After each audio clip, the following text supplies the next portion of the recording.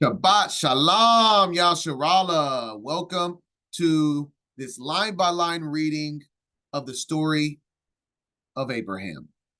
We will be reading from at least the baseline of the story will be from two prominent books, Genesis and Jasher. But before we begin, allow us to pray. Heavenly Abba, high in heaven, hallowed be thy name. To die, Heavenly Father, for allowing us to be here in your Shekinah.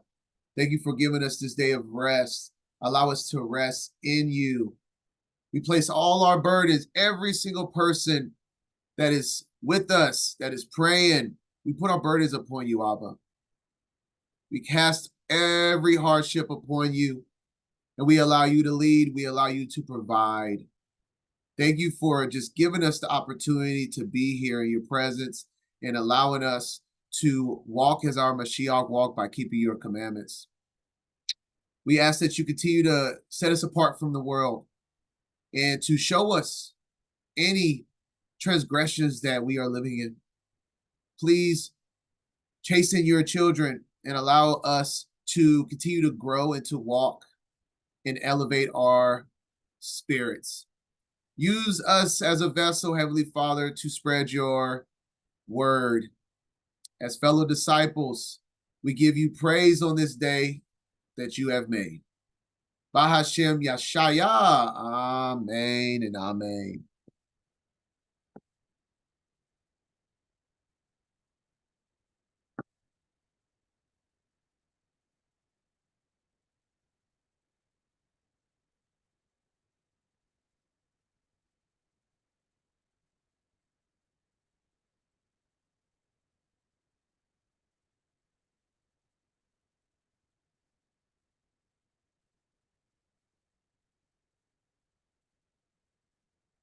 All right, welcome to the story of Abraham.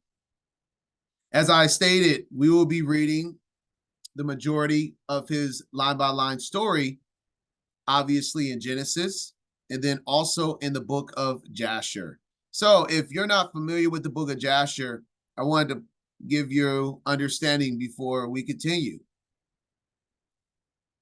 Did you know that Jasher is mentioned 2 times in the Bible? It's referenced twice, once in 2 Samuel, chapter 1, verse 18. Also, he bade them teach the children of Judah the use of the bow. Behold, is it written in the book of Jasher?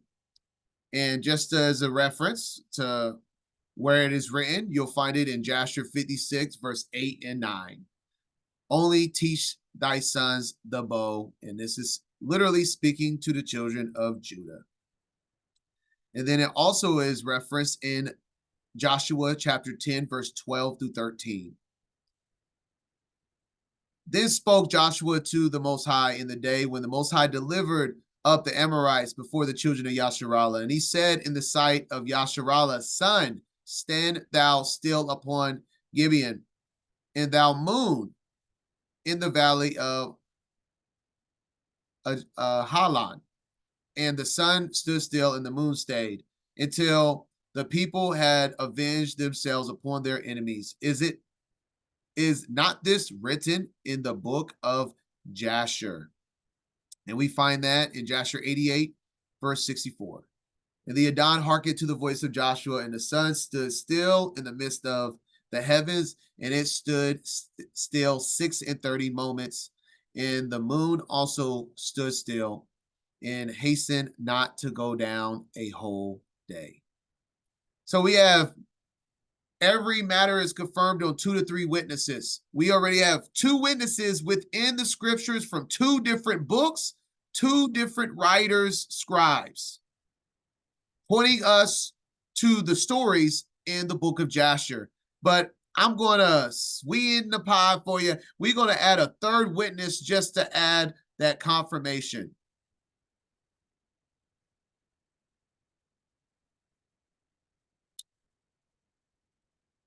Here's a 3rd and final witness, and this will be found in the book of Psalms, chapter 81, verse 5. This he ordained in Jehoshaphat, And if you want to do your homework, look into the Strongs and look up Psalms 81 verse 5, look into the Strongs, and you'll see that this name is only mentioned one time in the canon. And it's because it's pointing to the story found in Jasher once again. But let me finish the verse now. For a testimony, when he went out through the land of Egypt, where I heard a language that I understood not. So this is the day he ordained Jehoshaphat. In that day, he changed his name from Joseph to Jehoshaphat, and is confirmed by the timing of him going out into Egypt. And you will find this in Jasher and only Jasher. Jasher is the only book where you will find this story in the confirmation of the name change for the purpose of them only having his name being Hebrew H3084. The only time it's changed in the entire Bible. And if you go into canon right now, it will be spelled Joseph, not Jehoshaphat. You have to look further. You have to look behind the English translation into the Hebrew interlinear. But we find that in Jasher 49, and I got it just 3 verses spread out just to get to the point. But verse 10, 14, and 31 from Jasher 49. Now therefore, our Lord and King, behold, this Hebrew man can only speak the Hebrew language. And how then can he be over us the second under government? A man who not even knoweth our language. Well, there's one part where I heard a language that I understood not. He didn't know the Egyptian language originally. But let's continue. Verse 14. And the angel roused him from his sleep, and Joseph rose up and stood upon his legs.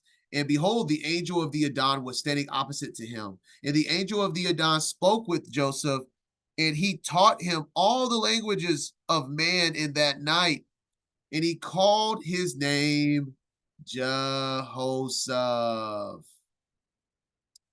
Well, there's the other connection.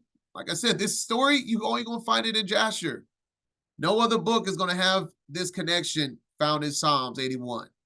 And last verse connection here from Jasher 49, verse 31. And Joseph passed throughout the land of Egypt with Pharaoh's servants and officers, and they showed him the whole land of Egypt and all the king's treasure. When he went out through the land of Egypt, where I heard a language that I understood not originally.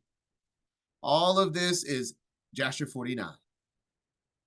All right. And just as a confirmation, I went and got the Strongs for you.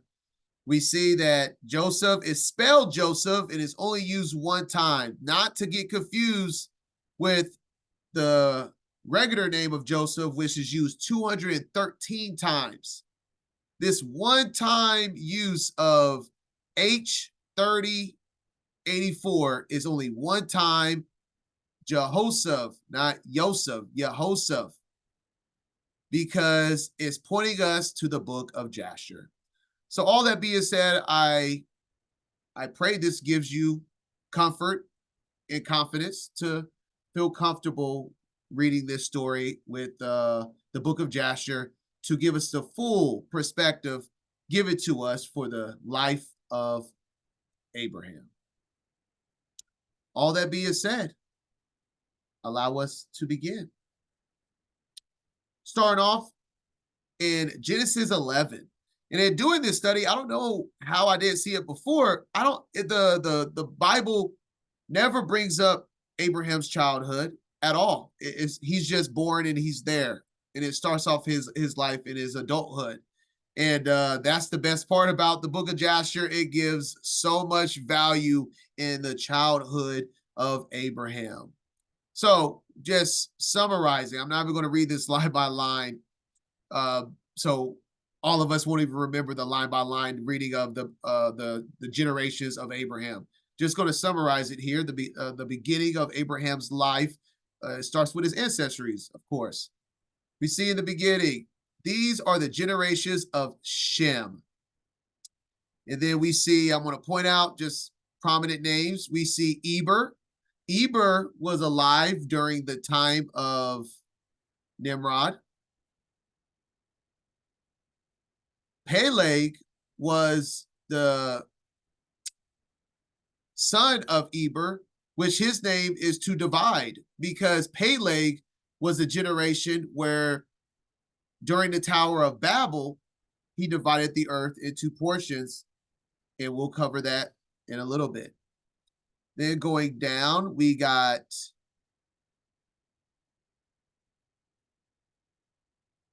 Terah, which is Abraham's father, which will be a high servant to the king of Nimrod, which we'll go in detail in the book of Jasher. And then we have Abram. Now, these are the generations of Terah. Terah begat Abram. And we'll get to the rest of this in the book of Jasher.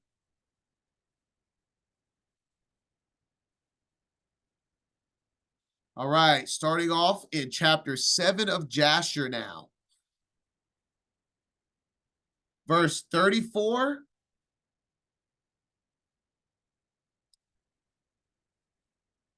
Let's read. And we're starting off at the Tower of Babel, because like I said, his father was a high servant for Nimrod, which built the Tower of Babel. Or I should say we're starting at Nimrod, then we'll lead to the Tower of Babel. But we'll see that if you didn't know, Abraham's life is intertwined with Nimrod and the timing of the Tower of Babel and whatnot. Very interesting. You wouldn't know this many intertwined details unless we read the book of Jasher. All right, let's do this now. Starting at verse 34 of chapter 7. And when Nimrod was 40 years old, at that time, there was a war between his brethren and the children of Japheth, so that they were in the power of their enemies. And Nimrod went forth at that time, and he assembled all the sons of Cush and their families, about 460 men. And he hired also from some of his friends and acquaintances about 80 men. And he gave them their hire, and he went with them to battle. And when he was on the road, Nimrod strengthened the hearts of the people that went with him. And he said to them, do not fear, neither be alarmed, for all our enemies will be delivered into our hands, and you may do with them as you please.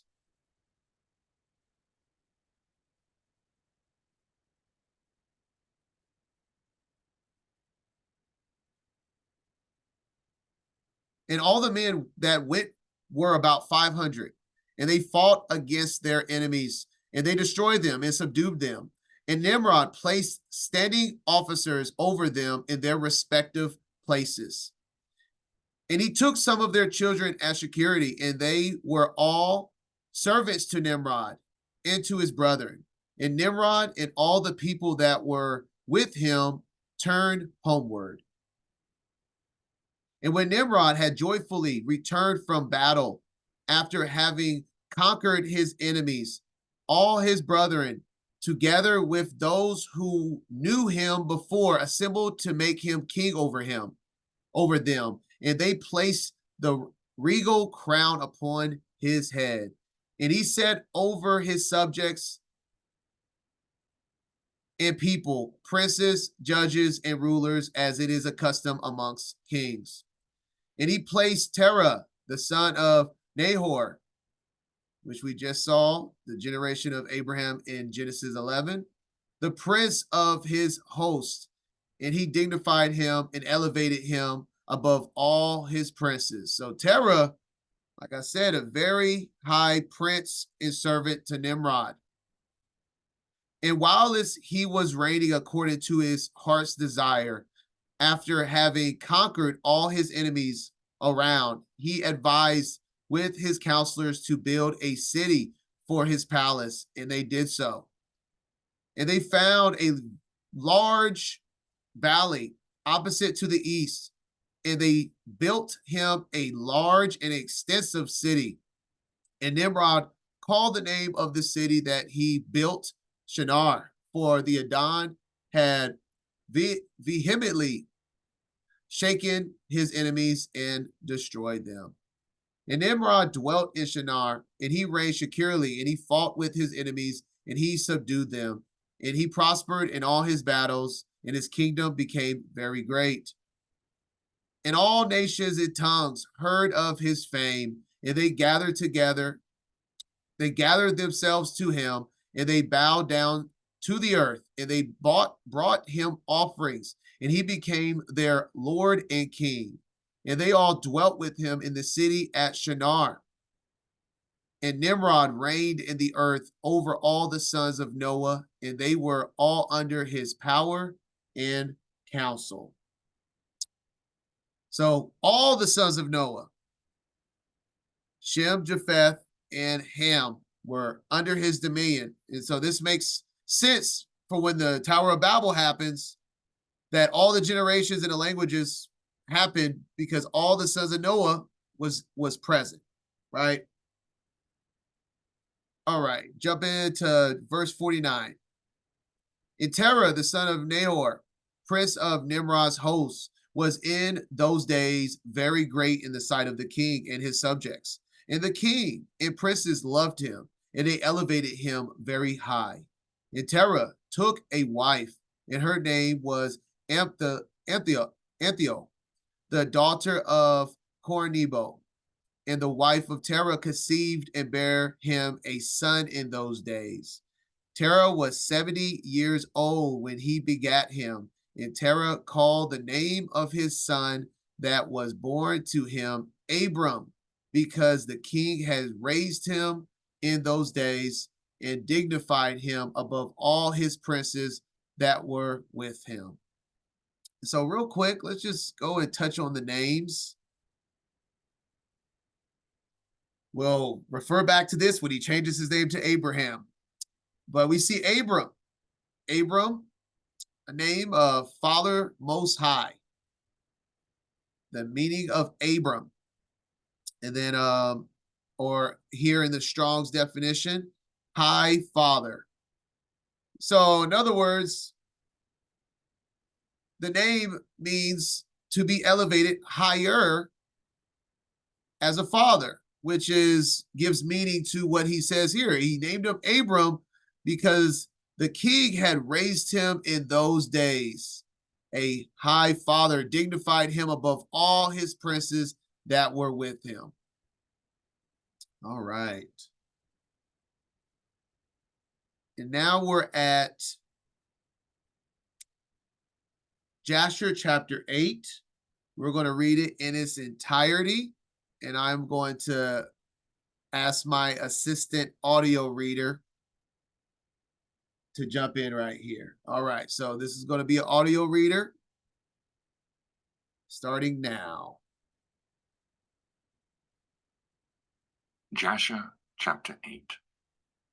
Let me know if y'all hear this clearly, Let me know if it's not clear for any reason, all right?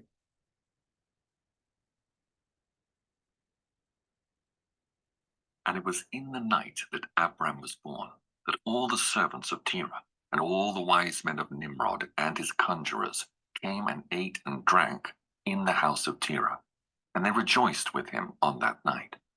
And when all the wise men and conjurers went out from the house of Terah, they lifted up their eyes toward heaven that night to look at the stars.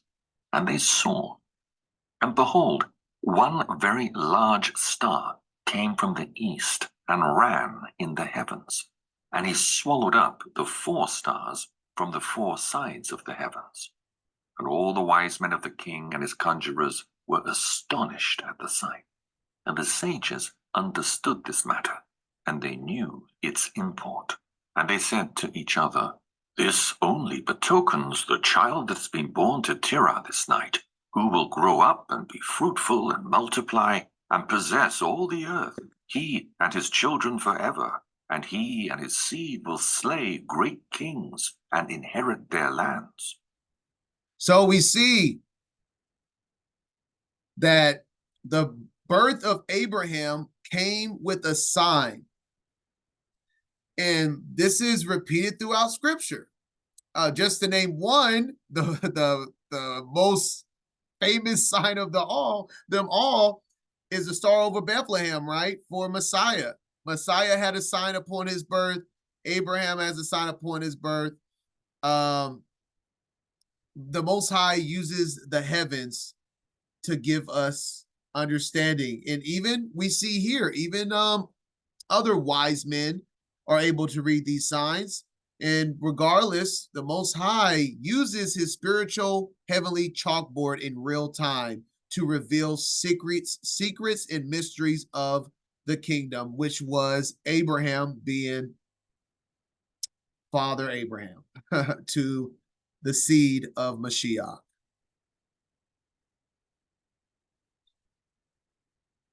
Let's continue. And the wise men and conjurers went home that night.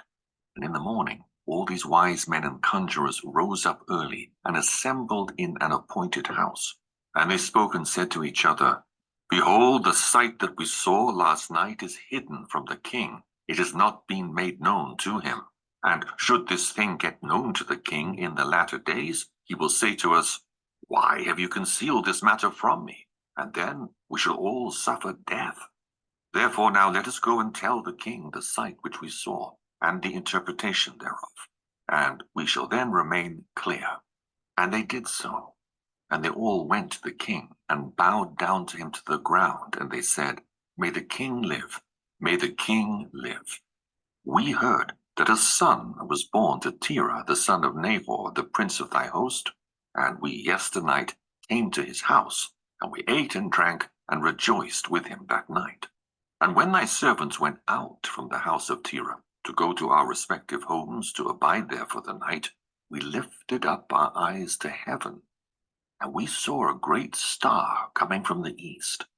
And the same star ran with great speed, and swallowed up 4 great stars from the 4 sides of the heavens.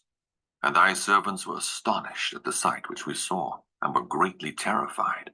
And we made our judgment upon the sight, and knew by our wisdom and proper interpretation thereof, that this thing applies to the child that is born to Terah, who will grow up and multiply greatly, and become powerful, and kill all the kings of the earth, and inherit all their lands, he and his seed forever.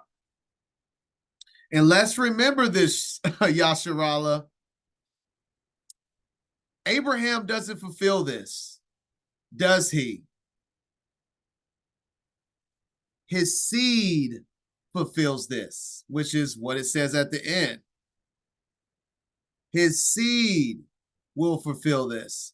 And what seed is that? What seed is that?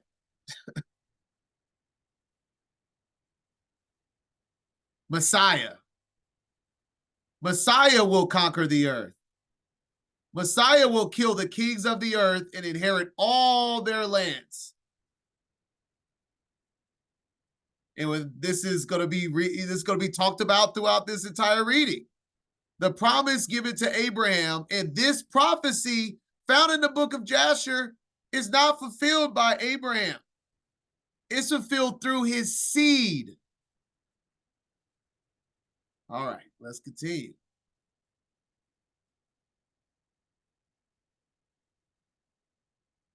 Now, our Lord and King, behold, we have truly acquainted thee with what we have seen concerning this child. If it seem good to the king to give his father value for this child, we will slay him before he shall grow up and increase in the land, and his evil increase against us, that we and our children perish through his evil. And the king heard their words, and they seemed good in his sight. And he sent and called for Terah. Terah came before the king. And the king said to Terah, I have been told that a son was yesternight born to thee, and after this manner was observed in the heavens at his birth. And now therefore give me the child, that we may slay him before his evil springs up against us. And I will give thee for his value thy house full of silver and gold. And Terah answered the king and said to him, My lord and king, I have heard thy words, and thy servant shall do all that his king desireth. But my lord and king, I will tell thee what happened to me yesternight, that I may see what advice the king will give his servant. And then I will answer the king upon what he has just spoken. And the king said, Speak. And Terah said to the king, Aon, son of Mored, came to me yesternight, saying, Give unto me the great and beautiful horse that the king gave thee, and I will give thee silver and gold and straw and provender for its value. And I said to him, Wait till I see the king concerning thy words. Behold, whatever the king saith, that will I do.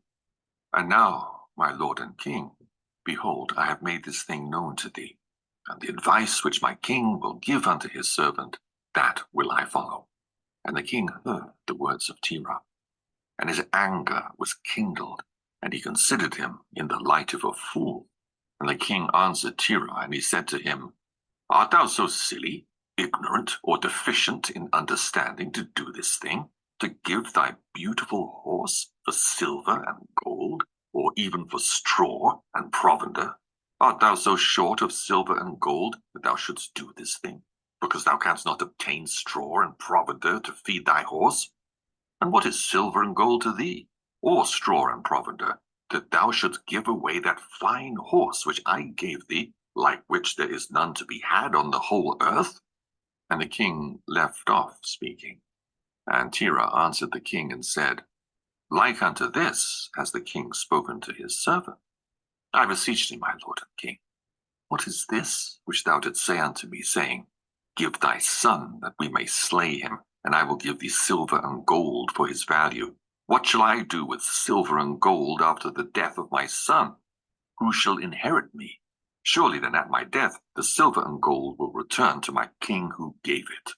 And when the king heard the words of Terah, and the parable which he brought concerning the king, it grieved him greatly, and he was vexed at this thing, and his anger burned within him. And Terah saw that the anger of the king was kindled against him. And he answered the king, saying, All that I have is in the king's power. Whatever the king desireth to do to his servant, that let him do. Yea, even my son, he is in the king's power, without value in exchange. He and his two brothers that are older than he. And the king said to Terah, No, but I will purchase thy younger son for a price. And Terah answered the king, saying, I beseech thee, my lord and king, to let thy servant speak a word before thee, and let the king hear the word of his servant. And Terah said, Let my king give me 3 days' time till I consider this matter within myself, and consult with my family concerning the words of my king. And he pressed the king greatly to agree to this. And the king hearkened to Terah. And he did so, and he gave him 3 days' time. And Terah went out from the king's presence, and he came home to his family, and spoke to them all the words of the king. And the people were greatly afraid. And it was on the 3rd day that the king sent to Terah, saying, Send me thy son for a price as I spoke to thee. And shouldst thou not do this, I will send and slay all thou hast in thy house, so thou shalt not even have a dog remaining. And Terah hastened, as the thing was urgent from the king. And he took a child from one of his servants, which his handmaid had borne to him that day. And Terah brought the child to the king, and received value for him. And the Lord was with Terah in this matter, that Nimrod might not cause Abram's death. And the king took the child from Terah, and with all his might dashed his head to the ground, for he had thought it had been Abram. And this was concealed from him from that day, and it was forgotten by the king, as it was the will of providence not to suffer Abram's death. And Terah took Abram his son secretly, together with his mother and nurse, and he concealed them in a cave, and he brought them their provisions monthly. And the Lord was with Abram in the cave, and he grew up. And Abram was in the cave 10 years, and the kings and his princes, soothsayers and sages, thought that the king had killed Abram. All right. And that is chapter 8 of Jasher. I don't have anything to add to it. I mean, other than just the review that the Most High made a way to allow Abraham, called Abram at this time, to survive this. Obviously, the seed of Mashiach is within Abram, and all this has been ordained to protect that seed. And yes, we see the prosecution of a prophetic child. All throughout the Bible, this is happening from Moses to, of course, Mashiach once again. That the evil one, whoever it is, Pharaoh, Nimrod, um, King Herod, whoever is at that time, there's always someone trying to stop prophecy, but we know that the Most High is bigger than them. All right, and we're still going to be in the book of Jasher. After, we're going to read the entirety of Jasher chapter 9, and then we will refer back to Genesis 11. So this is because we're all in the youth of Abraham, all in the book of Jasher that's not mentioned in the canon. So we're getting the entire story of what's happening from the birth to the youth of Abraham, and then we'll be back in the canon. So let's begin. Chapter 9, verse 1, book of Jasher.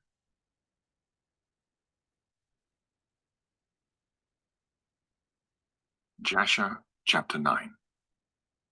And Haran, the son of Terah, Abram's oldest brother, took a wife in those days. Haran was 39 years old when he took her, and the wife of Haran conceived and bare a son, and he called his name Lot. And she conceived again and bare a daughter, and she called her name Milcah. And she again conceived and bare a daughter, and she called her name Sarai.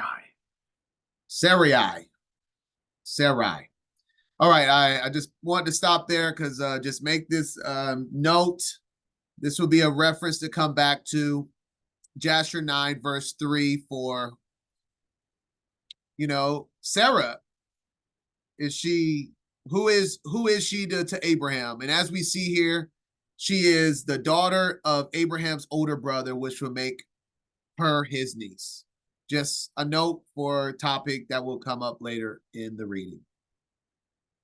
Haran was 42 years old when he begat Sarai, which was in the 10th year of the life of Abram.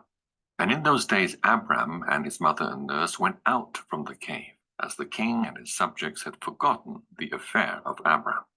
And when Abram came out from the cave, he went to Noah and his son Shem, and he remained with them to learn the instruction of the Lord and his ways. And no man knew where Abram was. And Abram served Noah and Shem his son for a long time. And Abram was in Noah's house 39 years. And Abram knew the Lord from 3 years old. And he went in the ways of the Lord until the day of his death, as Noah and his son Shem had taught him. And all the sons of the earth in those days greatly transgressed against the Lord. And they rebelled against him, and they served other gods. And they forgot the Lord who had created them in the earth. And the inhabitants of the earth made unto themselves at that time every man his god, gods of wood and stone, which could neither speak, hear, nor deliver. And the sons of men served them, and they became their gods. And the king and all his servants and Terah with all his household were then the first of those that served gods of wood and stone. And Terah had 12 gods of large size made of wood and stone, after the 12 months of the year. And he served each one monthly. And every month Terah would bring his meat offering and drink offering to his gods. Thus did Terah all the days. And what does this remind you of? He had 12 gods for the 12 months of the year. Well, this sounds like horoscopes This sounds like astrology, the wrong side of the heavens, not the actual study of the movement and the positioning of the stars and the moon and the sun, which Abba all controls.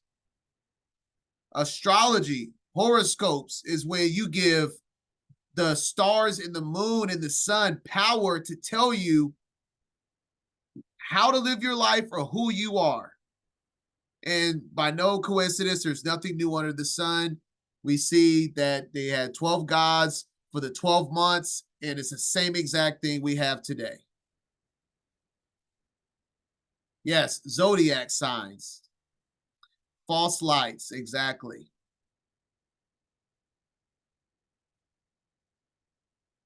And all that generation were wicked in the sight of the Lord. And they thus made every man his god, but they forsook the Lord who had created them.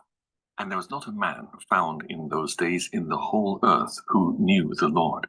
For they served each man his own God, except Noah and his household, and all those who were under his counsel knew the Lord in those days. And Abram, the son of Terah, was waxing great in those days in the house of Noah, and no man knew it, and the Lord was with him. And the Lord gave Abram an understanding heart, and he knew all the works of that generation were vain, and that all their gods were vain, and were of no avail. And Abram saw the sun shining upon the earth. And Abram said unto himself, Surely now this sun that shines upon the earth is God, and him will I serve. And Abram served the sun in that day, and he prayed to him. And when evening came, the sun set as usual, and Abram said within himself, Surely this cannot be God. And Abram still continued to speak within himself, Who is he who made the heavens and the earth? Who created upon earth? Where is he? And night darkened over him, and he lifted up his eyes toward the west, north, south, and east, and he saw that the sun had vanished from the earth, and the day became dark. And Abram saw the stars and moon before him, and he said, Surely this is the God who created the whole earth, as well as man. And behold, these his servants are gods around him. And Abram served the moon, and prayed to it all that night. And in the morning, when it was light, and the sun shone upon the earth as usual, Abram saw all the things that the Lord God had made upon earth. And Abram said unto himself, Surely these are not gods that made the earth and all mankind, but these are the servants of God. And Abram remained in the house of Noah, and there knew the Lord and his ways. And he served the Lord all the days of his life. And all that generation forgot the Lord, and served other gods of wood and stone, and rebelled all their days. All right. So we have this story.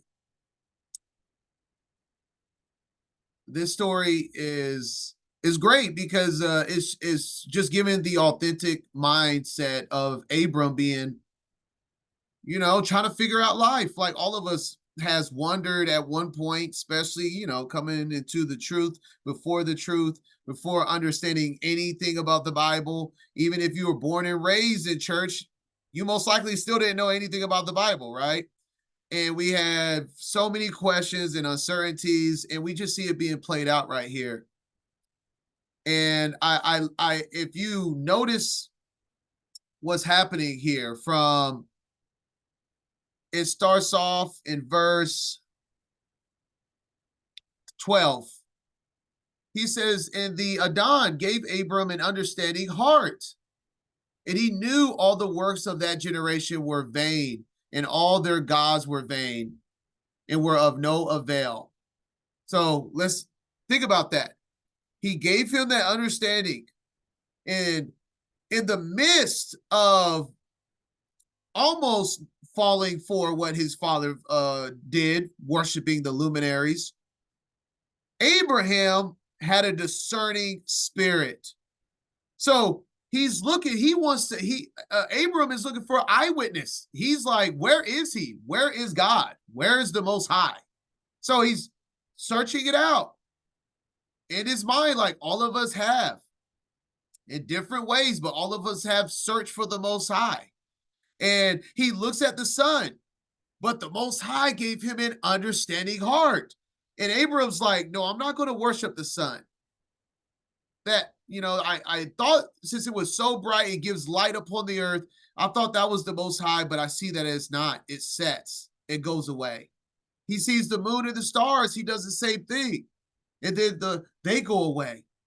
And that understanding heart balanced out Abram's mindset to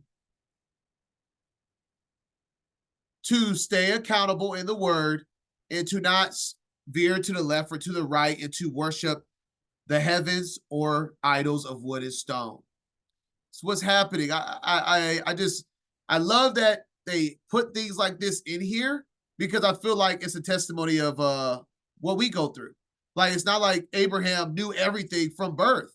He's searching it out as a man in this life as well.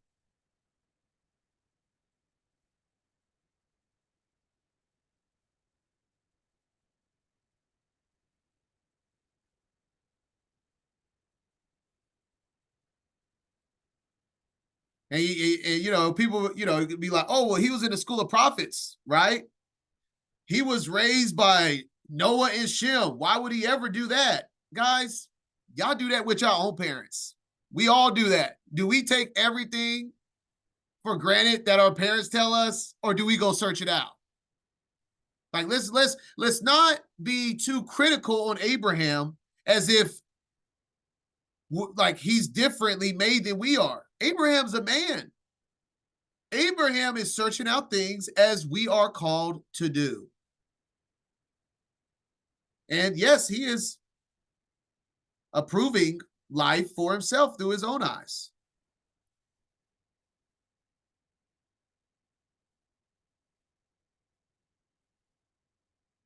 All right. Let me see. Where do we end up? I believe we're on verse 19. Or just finished 19.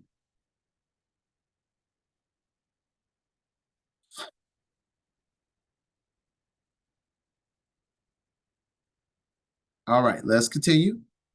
And King Nimrod reigned securely, but all the earth was under his control. And all the earth was of one tongue and words of union. And all the princes of Nimrod and his great men took counsel together, Phut, Mitzrayim, Cush, and Canaan with their families. And they said to each other, come, let us build ourselves a city, and in it a strong tower, and its top reaching heaven. And we will make ourselves famed, so that we may reign upon the whole world, in order that the evil of our enemies may cease from us, that we may reign mightily over them, and that we may not become scattered over the earth on account of their wars. And they all went before the king and told the king these words. And the king agreed with them in this affair, and he did so. And all the families assembled, consisting of about 600,000 men, and they went to seek an extensive piece of ground to build the city and the tower. And they sought in the whole earth, and they found none like one valley at the east end of Shinar, about 2 days' walk. And they journeyed there, and they dwelt there. And they began to make bricks and burn fires to build the city and the tower that they had imagined to complete. And the building of the tower was unto them a transgression and a sin. And when they began to build it, and whilst they were building against the Lord God of heaven, they imagined in their hearts to war against him and to ascend into heaven. And all these people and all the families divided themselves in 3 parts. The first said, we will ascend into heaven and fight against him. The second said, we will ascend to heaven and place our own gods there and serve them. And the third part said, we will ascend to heaven and smite him with bows and spears. And God knew all their works and all their evil thoughts. And he saw the city and the tower which they were building. And when they were building, they built themselves a great city and a very high and strong tower. And on account of its height, the mortar and bricks did not reach the builders in their ascent to it until those who went up had completed a full year. And after that, they reached to the builders and gave them the mortar and the bricks. Thus was it done daily. And behold, these ascended, and others descended the whole day. And if a brick should fall from their hands and get broken, they would all weep over it. And if a man fell and died, none of them would look at him. And the Lord knew their thoughts. And it came to pass when they were building, they cast the arrows toward the heavens, and all the arrows fell upon them filled with blood. And when they saw them, they said to each other, Surely we have slain all those that are in heaven. For this was from the Lord, in order to cause them to err, and in order to destroy them from off the face of the ground. And they built the tower and the city, and they did this thing daily, until many days and years were elapsed. And God said to the 70 angels who stood foremost before him, to those who were near to him, saying, Come, let us descend and confuse their tongues, that one man shall not understand the language of his neighbor. And they did so unto them. And from that day following, they forgot each man his neighbor's tongue, and they could not understand to speak in one tongue. And when the builder took from the hands of his neighbor lime or stone, which he did not order, the builder would cast it away and throw it upon his neighbor, that he would die. And they did so many days, and they killed many of them in this manner. And the Lord smote the 3 divisions that were there, and he punished them according to their works and designs. Those who said, We will ascend to heaven and serve our gods, became like apes and elephants. And those who said, We will smite the heaven with arrows, the Lord killed them, one man through the hand of his neighbor. And the 3rd division of those who said, We will ascend to heaven and fight against him, the Lord scattered them throughout the earth. And those who were left amongst them, when they knew and understood the evil which was coming upon them, they forsook the building, and they also became scattered upon the face of the whole earth. And they ceased building the city and the tower. Therefore he called that place Babel, for there the Lord confounded the language of the whole earth. Behold, was at the east of the land of Shinar. And as to the tower which the sons of men built, the earth opened its mouth and swallowed up 1/3 part thereof. And a fire also descended from heaven and burned another third. And the other third is left to this day. And it is of that part which was aloft. And its circumference is 3 days' walk. And many of the sons of men died in that tower, a people without number.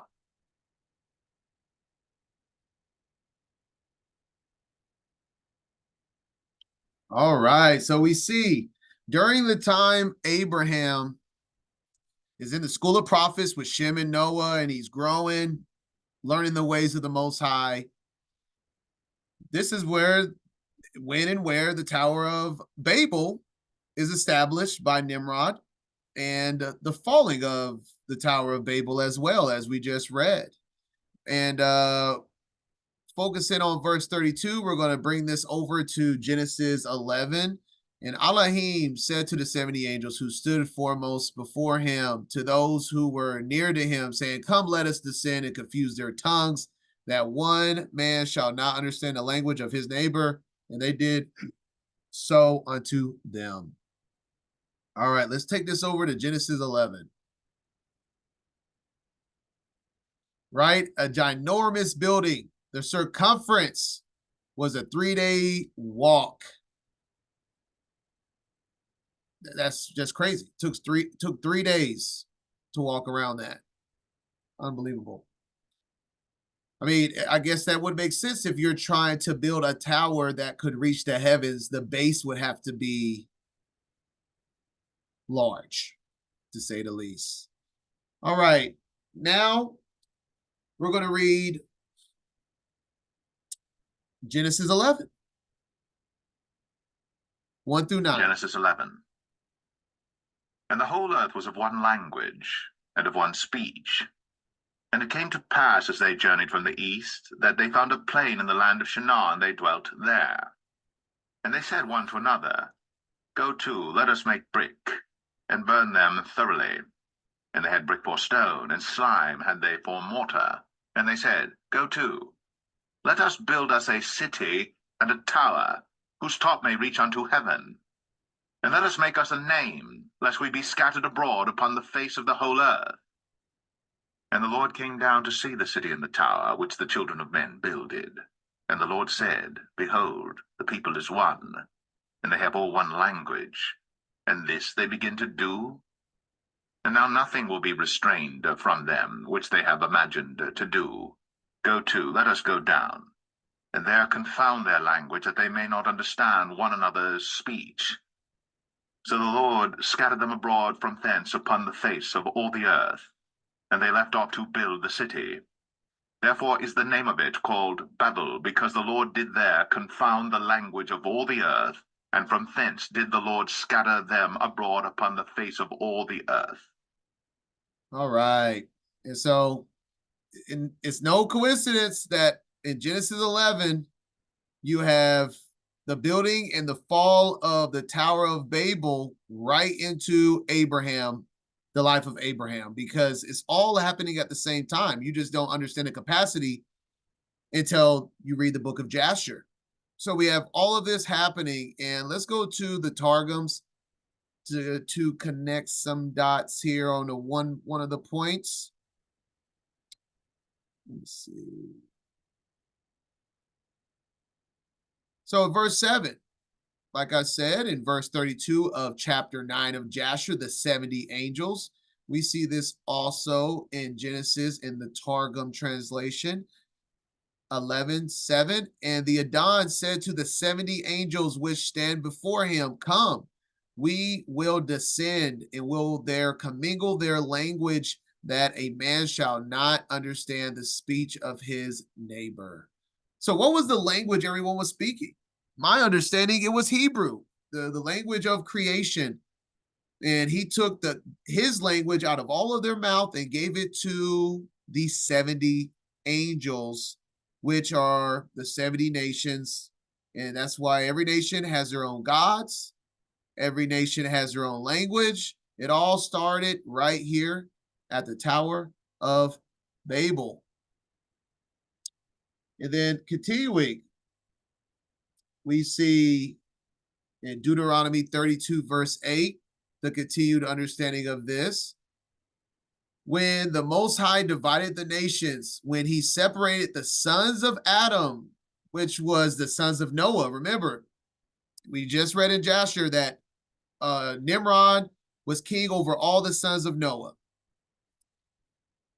He separated the sons of Noah, which were the sons of Adam, and he set the bounds of the nations according to the number of the angels of Elohim. So this is what's all happening right now during the life of Abraham in the fall of the Tower of Babel. The nations are created, the 70 languages, the 70 angels over the 70 nations is all happening in real time. And in Joshua 24:2, and Joshua said unto all the people, Thus says the Most High, Elohim of Yasharallah, your fathers dwelt on the other side of the flood in old time, even Terah, the father of Abraham, the father of Nahor, and they served other gods. Just testimony of what we're reading in the book of Jasher. We're reading all the gods Terah had and all the gods that they were worshiping, and Joshua confirms this testimony we're reading in Jasher just now. Oh, and in Matthew 22.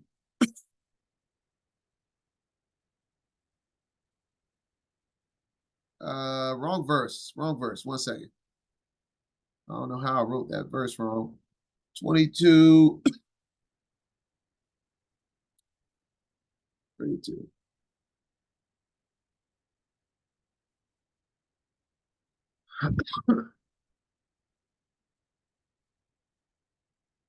And in the midst of all of these, and remember, the delusion, the Most High will give you over to your strong delusion. The strong delusion that he gave them over to, he said, understand that what the Most High did at this tower is that give them anything that they didn't already desire. They were worshiping other gods. So he gave them another god to worship. That's what happened at the Tower of Babel. And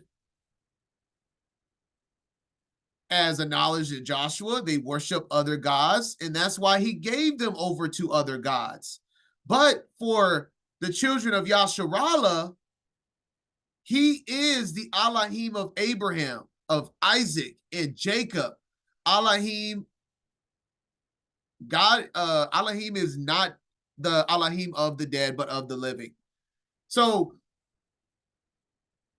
the only nation that the Most High is Elohim, God over, is Abraham, Isaac, and Jacob. Because he gave over all the other nations at the Tower of Babel to 70 fallen angels so they could worship them, because that was their desire, was to worship and serve other gods, because they wanted to obviously kill the Most High with these stupid arrows they were shooting up into heaven.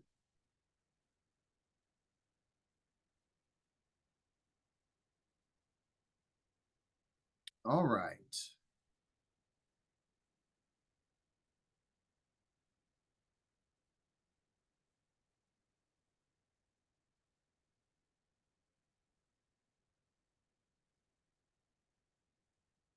Back in the book of Jasher now.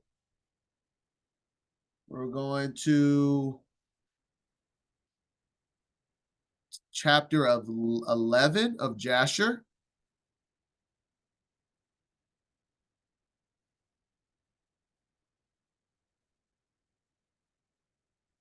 And we're going to read, I'm just going to read the first verse and then jump to 6 and 8. And then we're going to do 13 through 61.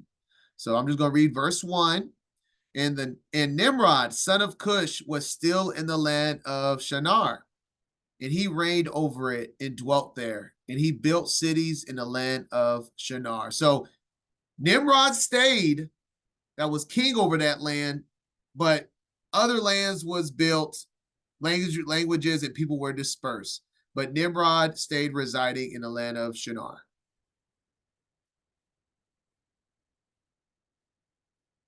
And now we're going to go to 6.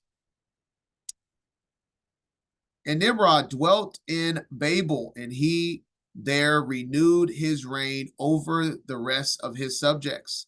And he reigned securely. And the subjects and princes of Nimrod called his name Amphrael, saying that at the tower his princes and men fell through his means. So he got a new name for that reason. And notwithstanding this, Nimrod did not return to the Adon. He continued in wickedness and teaching wickedness to the sons of men. Mardon, his son, was worse than his father and continued to add to the abominations of his father. And he caused the sons of men to sin. Therefore it is said, from the wicked goes forth wickedness. And now we're getting back on the audio read. We're going to read verses 13 to 61. 13 to 61 in chapter 11.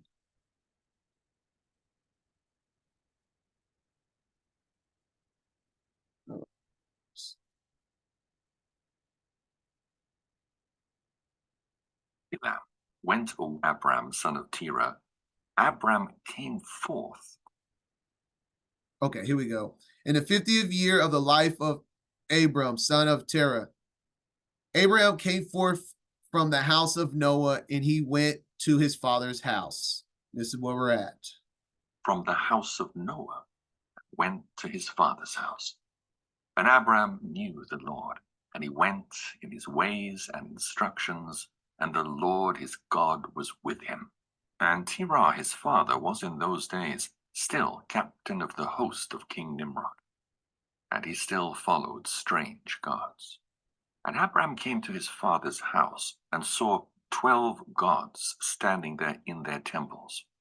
And the anger of Abram was kindled when he saw these images in his father's house. And Abram said, As the Lord liveth, these images shall not remain in my father's house.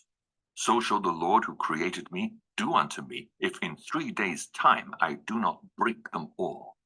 How many of us wish we could do this in our parents' house or our loved ones' homes or whatnot, that we could go in there?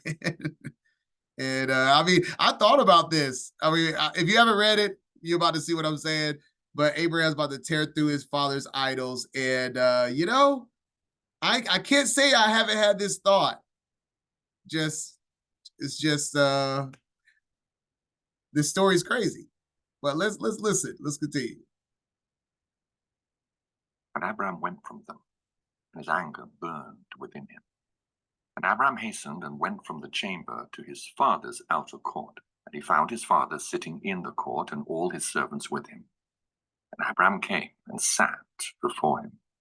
And Abram asked his father, saying, Father, tell me, where is God, who created heaven and earth, and all the sons of men upon earth, and who created thee and me? And Terah answered his son Abram and said, Behold, those who created us are all with us in the house. And Abram said to his father, My lord, show them to me, I pray thee. And Terah brought Abram into the chamber of the inner court. And Abram saw, and behold, the whole room was full of gods of wood and stone, 12 great images, and others less than they, without number.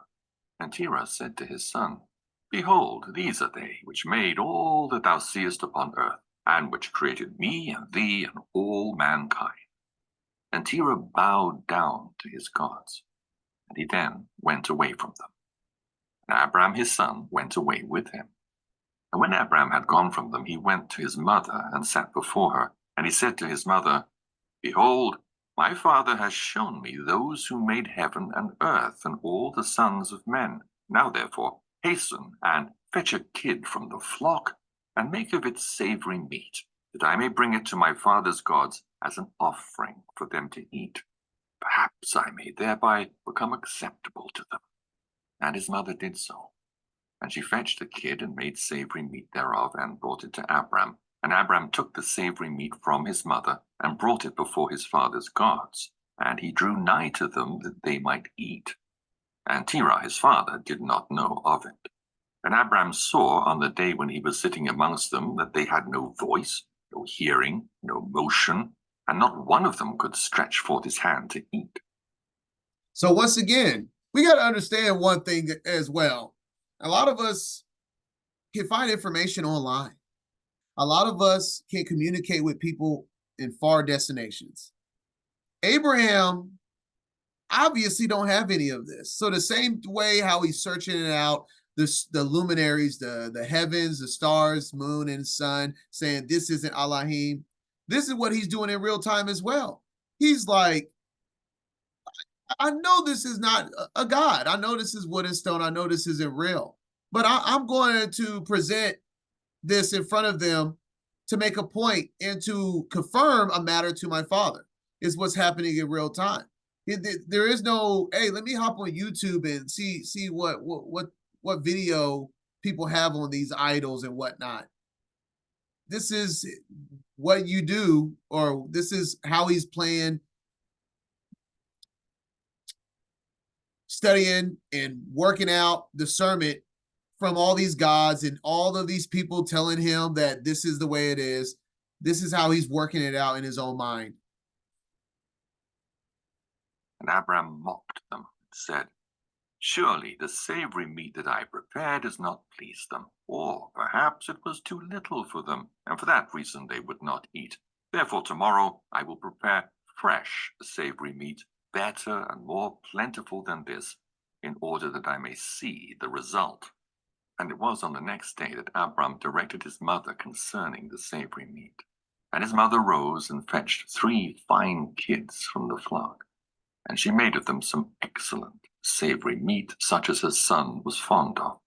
And she gave it to her son Abram, and Terah his father did not know of it. And Abraham took the savory meat from his mother and brought it before his father's gods into the chamber. And he came nigh unto them that they might eat. He placed it before them, and Abraham sat before them all day, thinking perhaps they might eat. And Abraham viewed them, and behold, they had neither voice nor hearing, nor did one of them stretch forth his hand to the meat to eat. And in the evening of that day in that house, Abraham was clothed with the Spirit of God. And he called out and said, Woe unto my father and this wicked generation, whose hearts are all inclined to vanity, who serve these idols of wood and stone, which can neither eat, smell, hear, nor speak, who have mouths without speech, eyes without sight, ears without hearing, hands without feeling, and legs which cannot move. Like them are those that made them and trust in them. And when Abraham saw all these things, his anger was kindled against his father, and he hastened and took a hatchet in his hand, and came unto the chamber of the gods, and he broke all his father's gods. And when he done breaking the images, he placed the hatchet in the hand of the great God which was there before them, and he went out. And Terah his father came home, for he had heard at the door the sound of the striking of the hatchet. So Terah came into the house to know what this was about. And Terah, having heard the noise of the hatchet in the room of images, ran to the room to the images, and he met Abram going out. And Terah entered the room, and found all the idols fallen down and broken, and the hatchet in the hand of the largest, which was not broken. And the savory meat which Abram his son had made was still before them. When Terah saw this, his anger was greatly kindled. And he hastened and went from the room to Abram. And he found Abram his son still sitting in the house. And he said to him, What is this work thou hast done to my gods? And Abram answered Terah his father, and he said, Not so, my lord, for I brought savory meat before them, and when I came nigh to them with the meat that they might eat, they all at once stretched forth their hands to eat, before the great one had put forth his hand to eat. And the large one saw their works that they did before him, and his anger was violently kindled against them. And he went and took the hatchet that was in the house, and came to them, and broke them all. And behold, the hatchet is yet in his hand, as thou seest. And Terah's anger was kindled against his son Abram when he spoke this. And Terah said to Abram his son in his anger, What is this tale that thou hast told? Thou speakest lies to me. Is there in these gods spirit, soul, or power to do all thou hast told me? Are they not wood and stone, and have I not myself made them?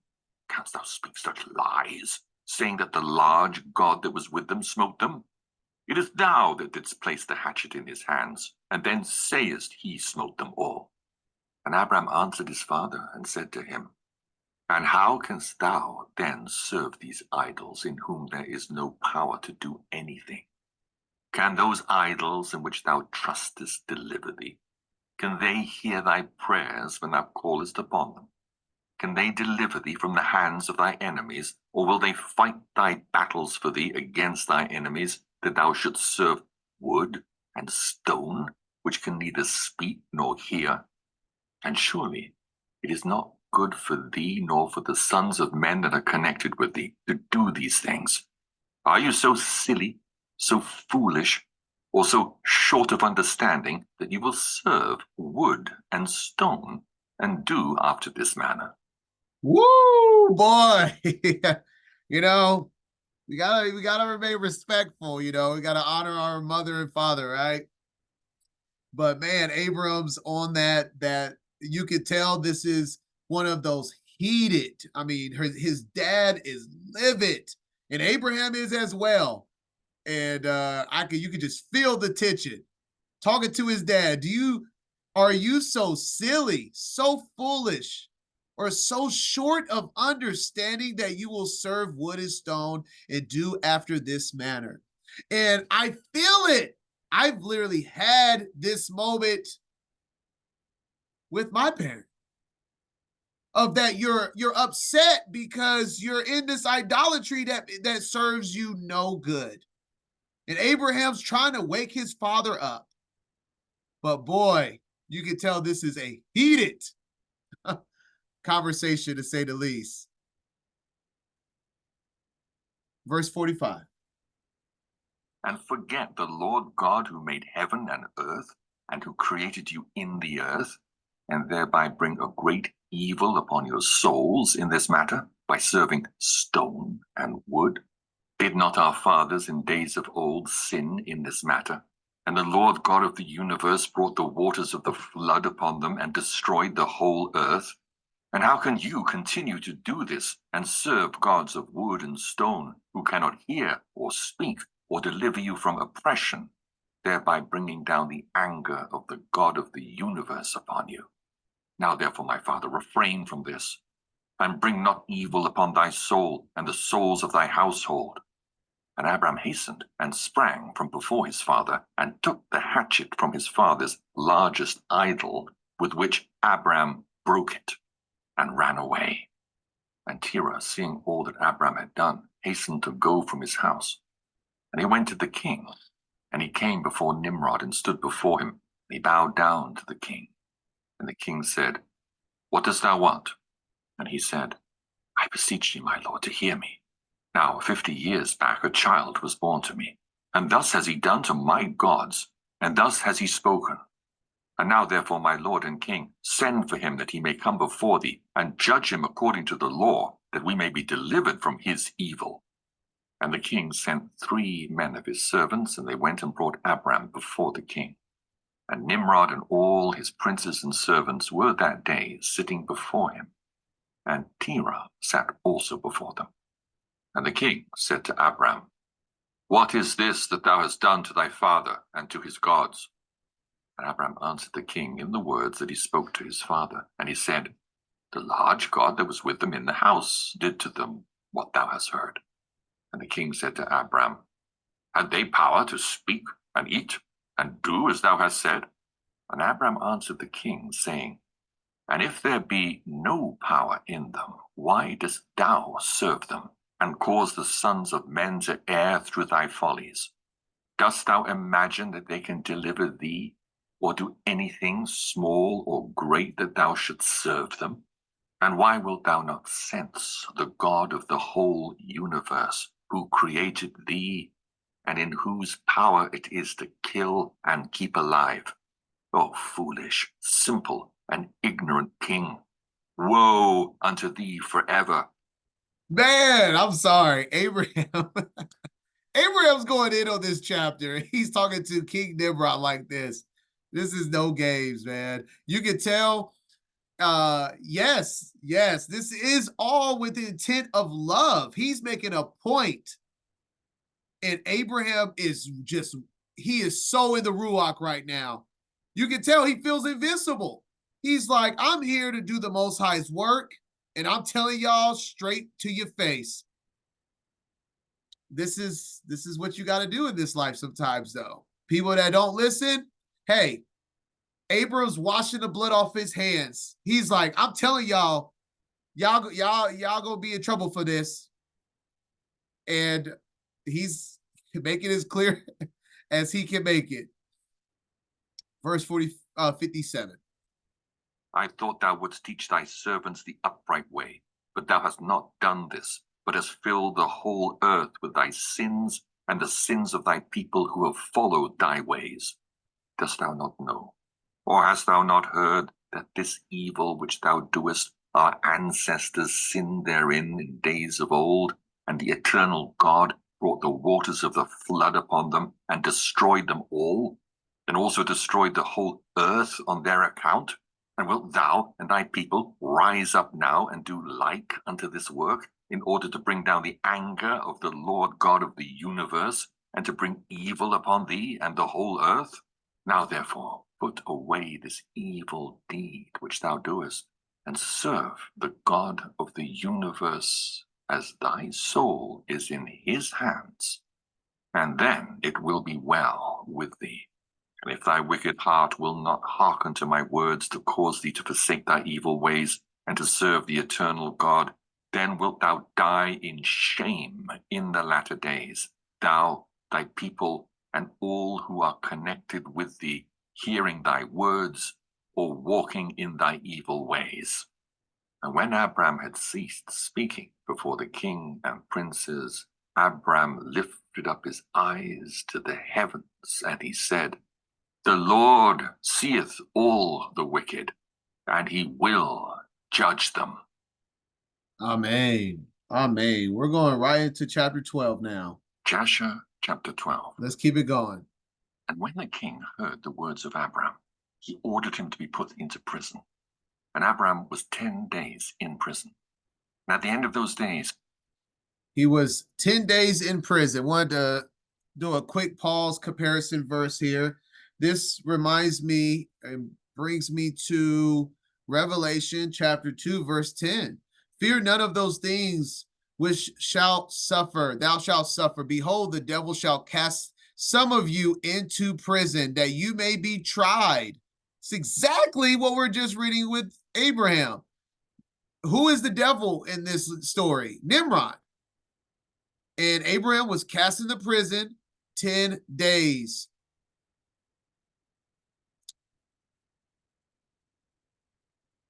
That you may be tried, and ye shall have tribulation 10 days. Be thou faithful unto death, and I will give thee a crown of life. This is to the church of Smyrna. And the history repeats itself. There's nothing new under the sun. And scripture is an echo of itself. And so what we're seeing right here with Abraham, tried 10 days, and then we're going to see that he's tried in fire, as we are to be tried, as gold is in fire. Man, let's get going with this.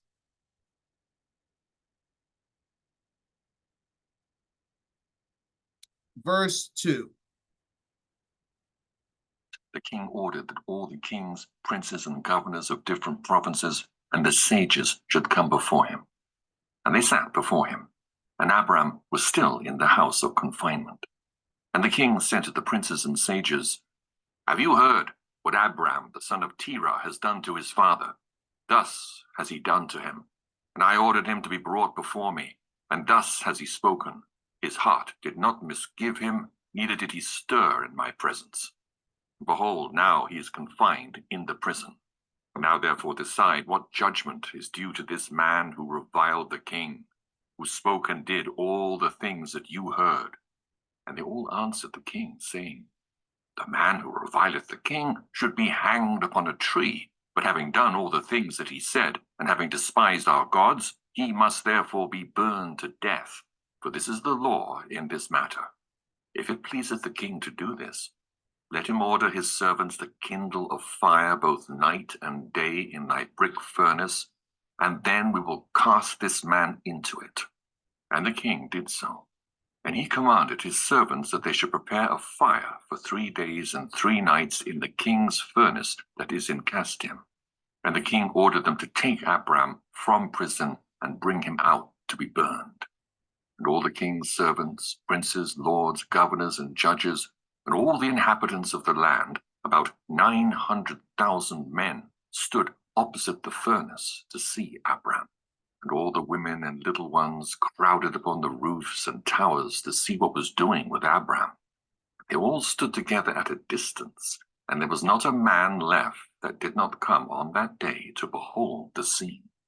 And when Abram was come, the conjurers of the king and the sages saw Abram, and they cried out to the king, saying, Ah, sovereign Lord, surely this is the man whom we know to have been the child at whose birth the great star swallowed the 4 stars, which we declared to the king now 50 years since. And behold, now his father has also transgressed thy commands, and mocked thee by bringing thee another child, which thou didst kill. And when the king heard their words, he was exceedingly wroth. And he ordered Terah to be brought before him. And the king said, Hast thou heard what the conjurers have spoken? Now tell me truly, how didst thou? And if thou shalt speak truth, thou shalt be acquitted. And seeing that the king's anger was so much kindled, Terah said to the king, My lord and king, thou hast heard the truth, and what the sages have spoken is right. And the king said, How couldst thou do this thing, to transgress my orders, and to give me a child that thou didst not beget, and to take value for him? And Terah answered the king, Because my tender feelings were excited for my son at that time, and I took a son of my handmaid, and I brought him to the king.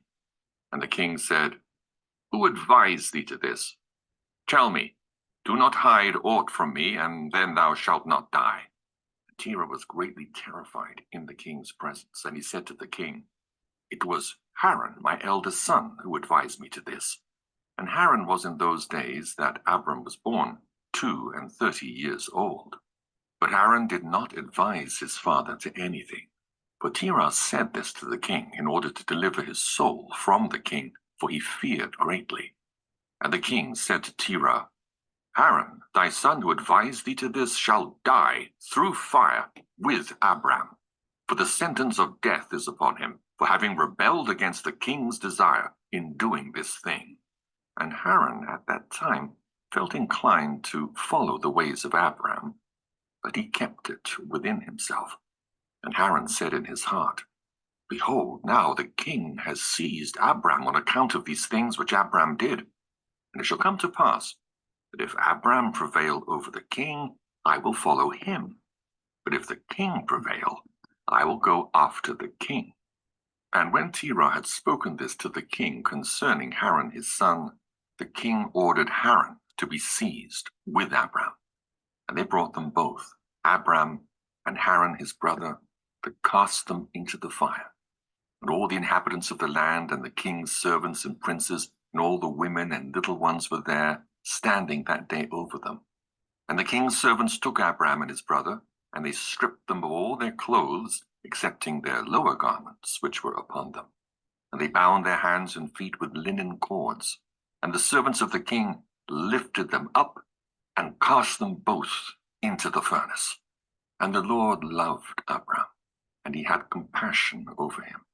And the Lord came down and delivered Abram from the fire, and he was not burned. But all right, we're going to do a pause there. We see they were cast in the fire. Abram was not burned. We're going to see that that's not the same sentence that Haran, his brother, will be dealt when they're cast in the fire. But we see he's a double-minded person. And that's just not good. That's not good. He's lukewarm. In verse 18, and Haran at that time felt inclined to follow the ways of Abram, which is the ways of the Most High, but he kept it within himself.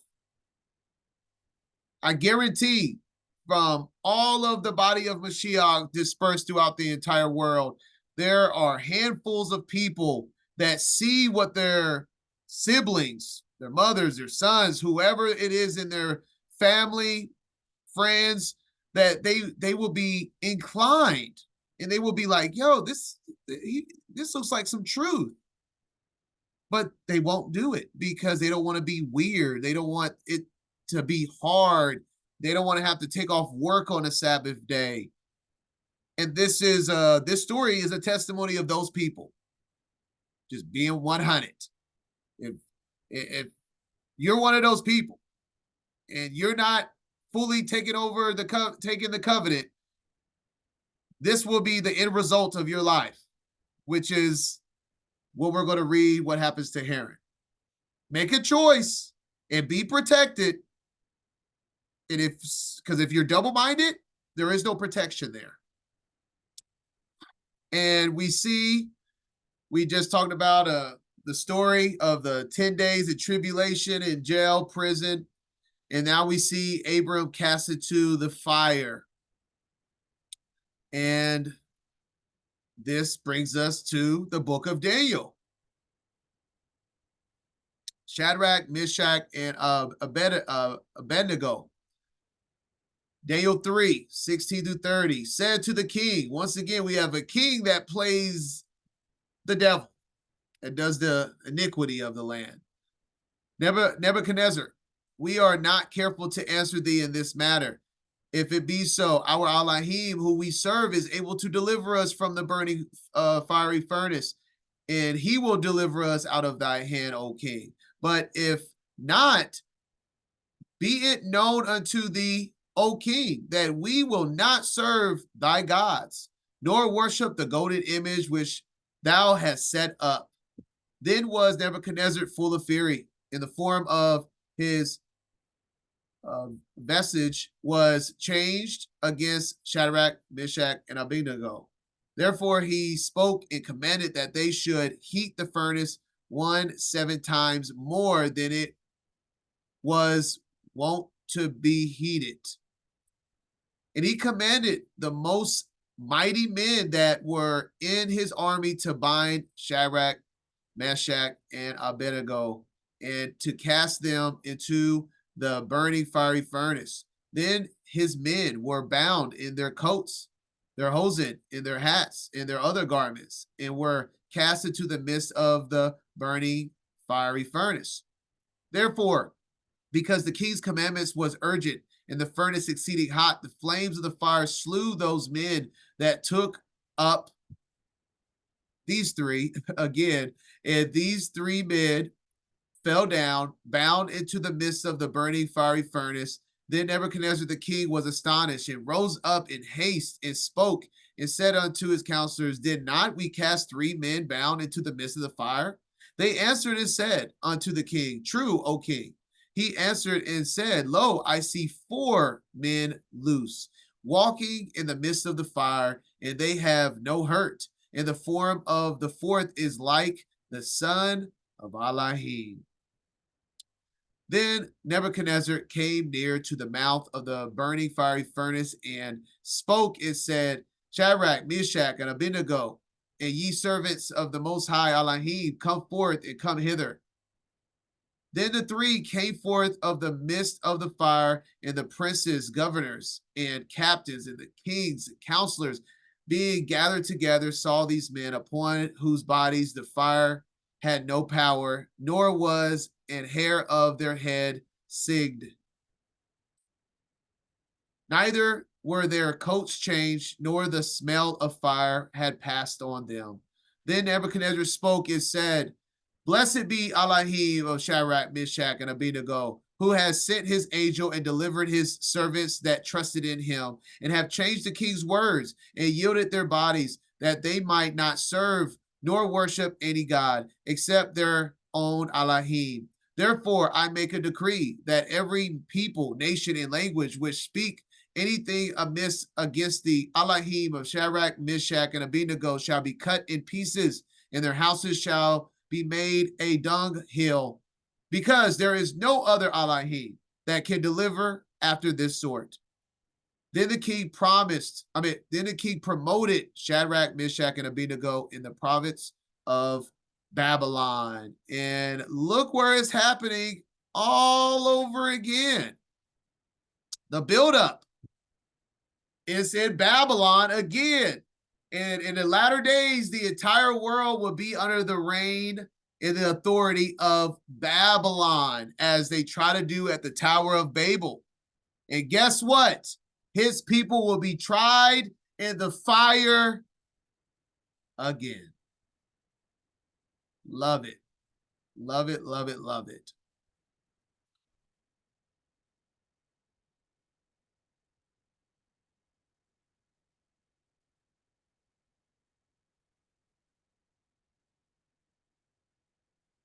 All right. Just wanted to give that connection. Thought I'd read a little bit from it to show, good little connections, because we're going to see that what happened in Daniel is about to happen again in the book of Jasher, in the story of Abraham. Yes, choose this day whom you will serve. Every day is its own, Yasharallah. Check yourself and make sure you're not practicing idolatry without knowing it. Wake up and meditate. Give thanks on his word, always and forever. All right, let's continue. Jasher chapter 12, verse 25.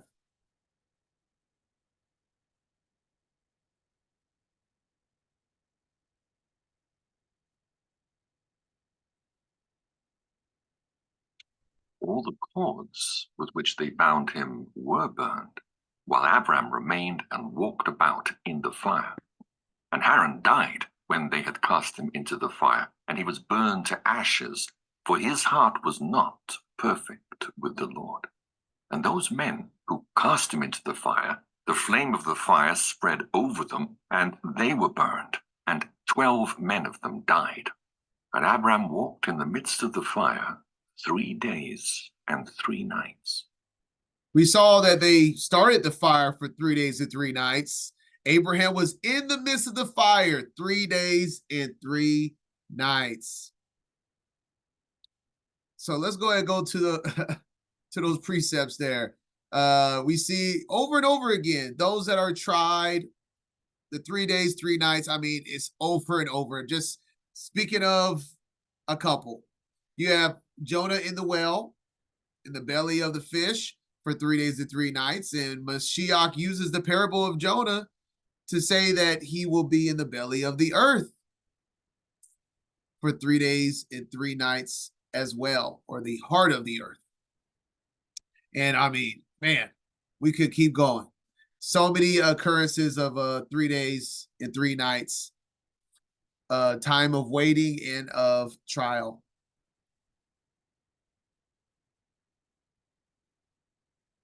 All right.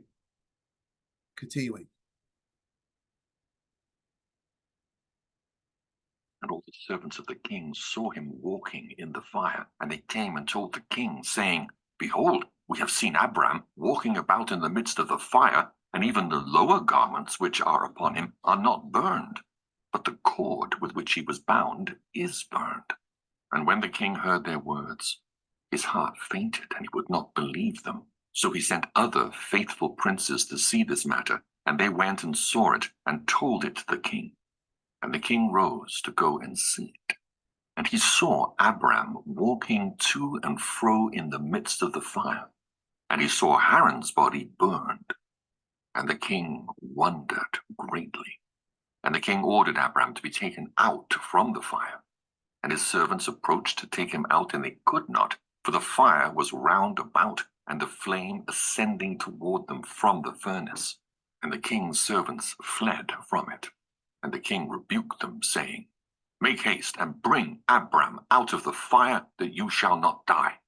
And the servants of the king again approached to bring Abram out, and the flames came upon them and burned their faces, so that 8 of them died.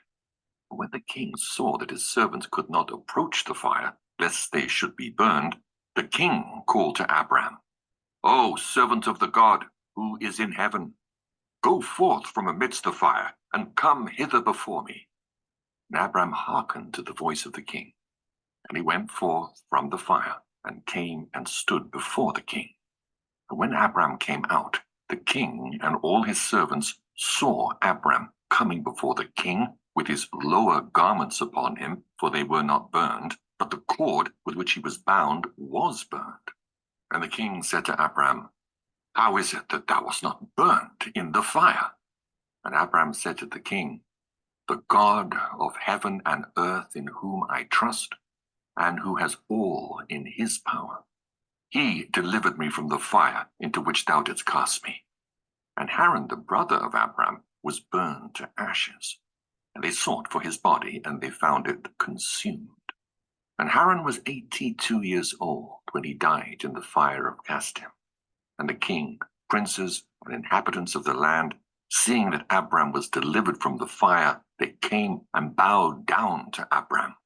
And Abram said to them, Do not bow down to me, but bow down to the God of the world who made you, and serve him, and go in his ways. For it is he who delivered me from out of this fire. And it is he who created the souls and spirits of all men, and formed man in his mother's womb. And he brought him forth into the world, and it is he who will deliver those who trust in him from all pain. And this is what it's about. This has been the objective from the moment he destroyed his father's idols. Abraham came into Babel with a mission to deliver the gospel. This is the gospel in that time, and he's telling everyone. He has the audience. Everyone is in front of him, and everyone's submitting and bowing to him. And that's what Abraham has to say to the people. Man, this is a testimony of why Abram became Father Abraham. The faith was unshaken. He came there with a message, and he delivered it over and over again to the face of his father, to the face of the king, and now to the face of the people. And we're going to see that this did not go in vain. People followed Abram because of this right here, this testimony, these witnesses, and the testimony of his words.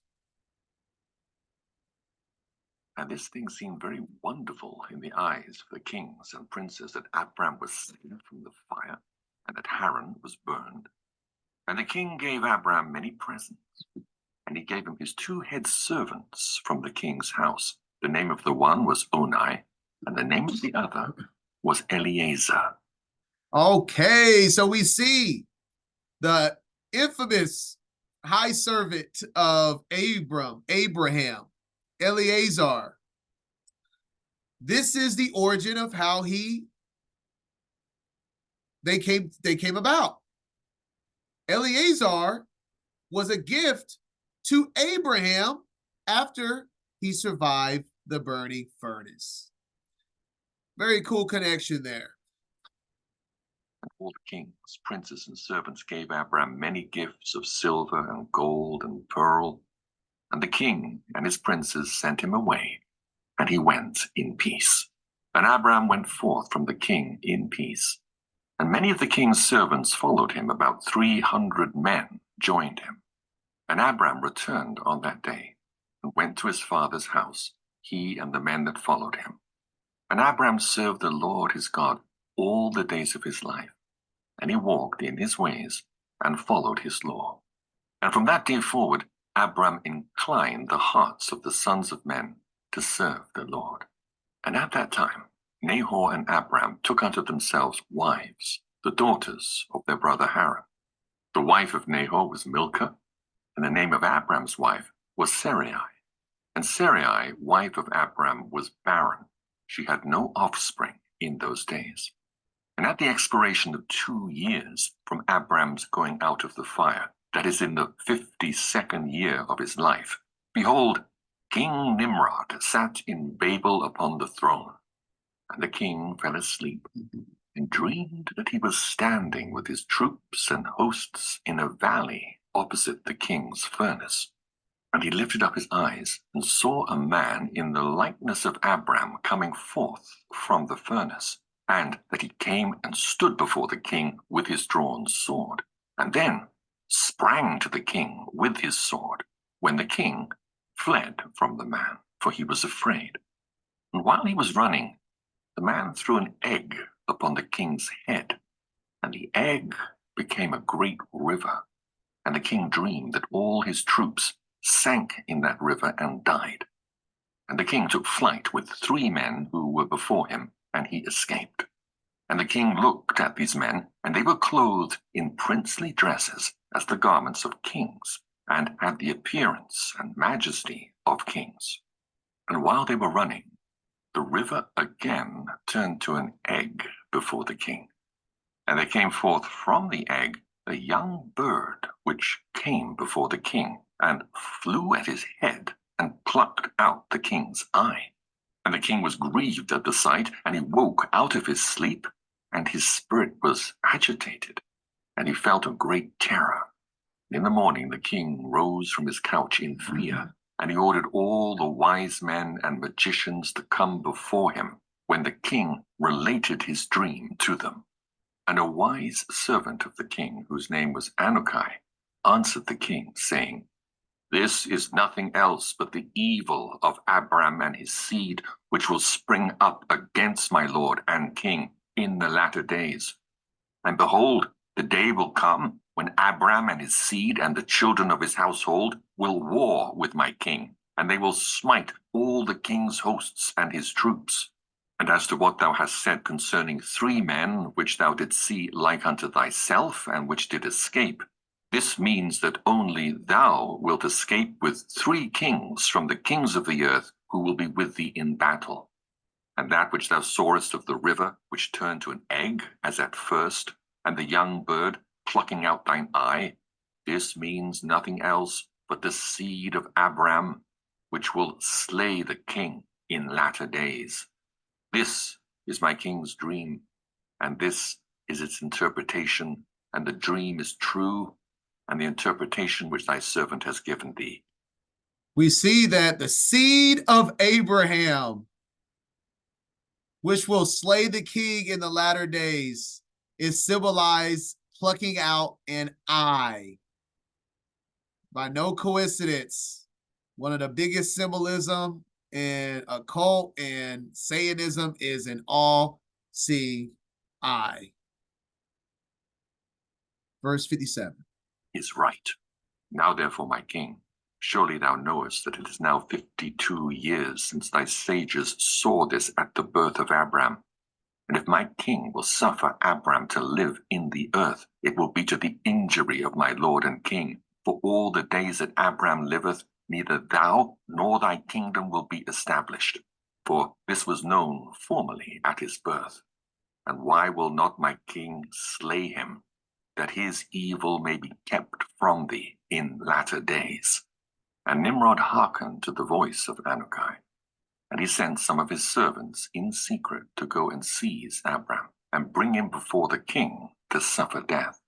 And Eliezer, Abram's servant whom the king had given him, was at that time in the presence of the king. And he heard what Anukai had advised the king, and what the king had said to cause Abram's death. And Eliezer said to Abram, Hasten, rise up, and save thy soul, that thou mayest not die through the hands of the king.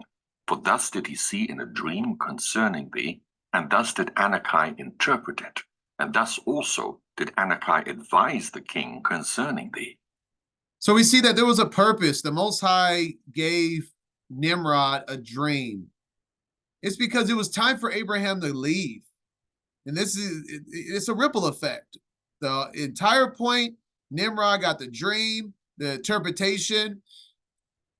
It's now forcing Abram to depart and to do what he has been born to do his whole life. Going to eventually get into the land of Canaan and bring forth the promised seed. And Abram hearkened to the voice of Eliezer. And Abram hastened and ran for safety to the house of Noah and his son Shem. And he concealed himself there, and found a place of safety.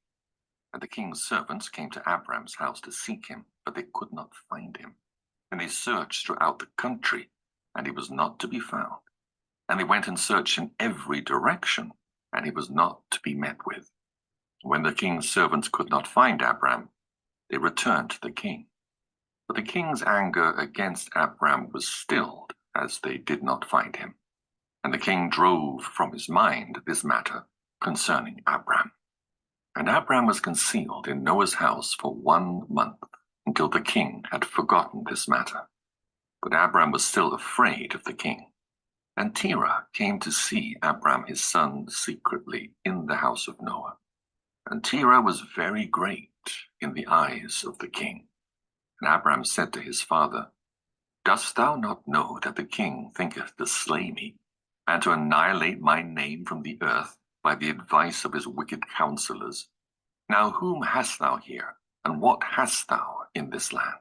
Arise, let us go together to the land of Canaan, that we may be delivered from his hand, lest thou perish also through him in the latter days. Dost thou not know, or hast thou not heard, that it is not through love that Nimrod giveth thee all this honor, but it is only for his benefit that he bestoweth all this good upon thee. And if he do unto thee greater good than this, surely these are only vanities of the world. For wealth and riches cannot avail in the day of wrath and anger. Now therefore hearken to my voice, and let us arise and go to the land of Canaan, out of the reach of injury from Nimrod, and serve thou the Lord who created thee in the earth, and it will be well with thee. And cast away all the vain things which thou pursuest. And Abram ceased to speak. When Noah and his son Shem answered Terah, saying, True is the word which Abram hath said unto thee. And Terah hearkened to the voice of his son Abram. And Terah did all that Abram said, for this was from the Lord, that the king should not cause Abram's death. And that is the completion of chapter 12. And all of this happened, and we're still at Genesis 11. And so you had 1 through 9, the Tower of Babel. You had 10 through 27, which is the generations of Noah. And then we have in verse 28, and Haran died before his father Terah.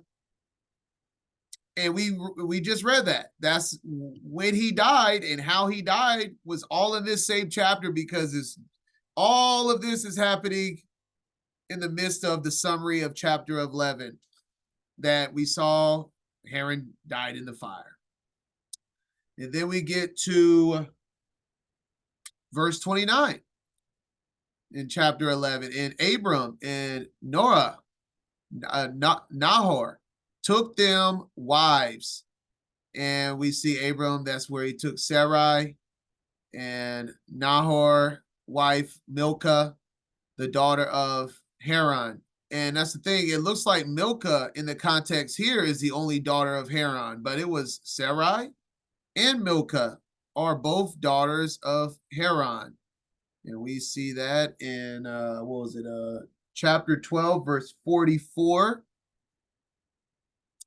In the time, Nahor and Abram took unto themselves wives. The daughters, see, it's plural, not singular, the daughters of their brother Haran and Sarai. So all of this story is just summarized in Genesis 11, from the birth, the childhood, all the way up into when he's leaving the land of Babylon, which is where we're at now, finishing Genesis 11. Now Genesis are going to be more in play moving forward, because now this is where Genesis picks up the story, and all of what we read before is just not included in the Bible, in the book of Genesis, because as the Bible I showed you in the beginning, the Bible is pointing to you to go read the book of Jasher, because it didn't write all of this in Genesis for a reason, because it was supposed to be in another book. And that's what we're doing right now. All right, so,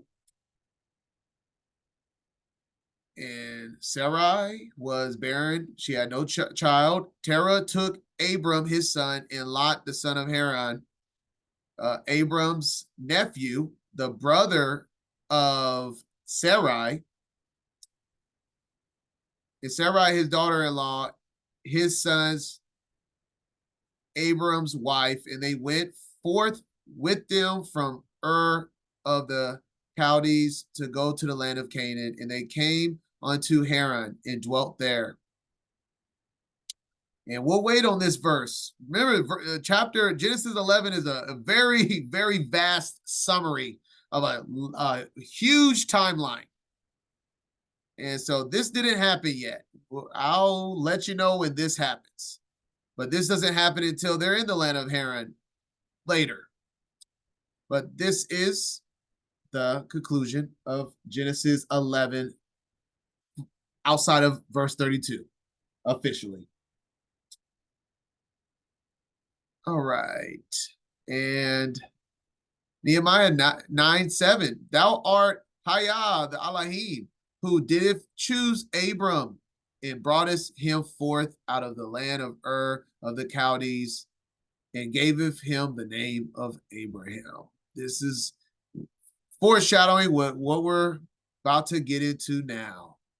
He's removing them from the land of the Chaldeans, the land of Ur.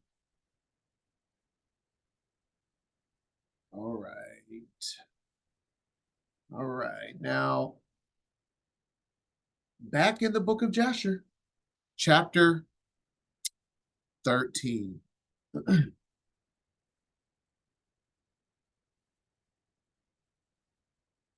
Let us read.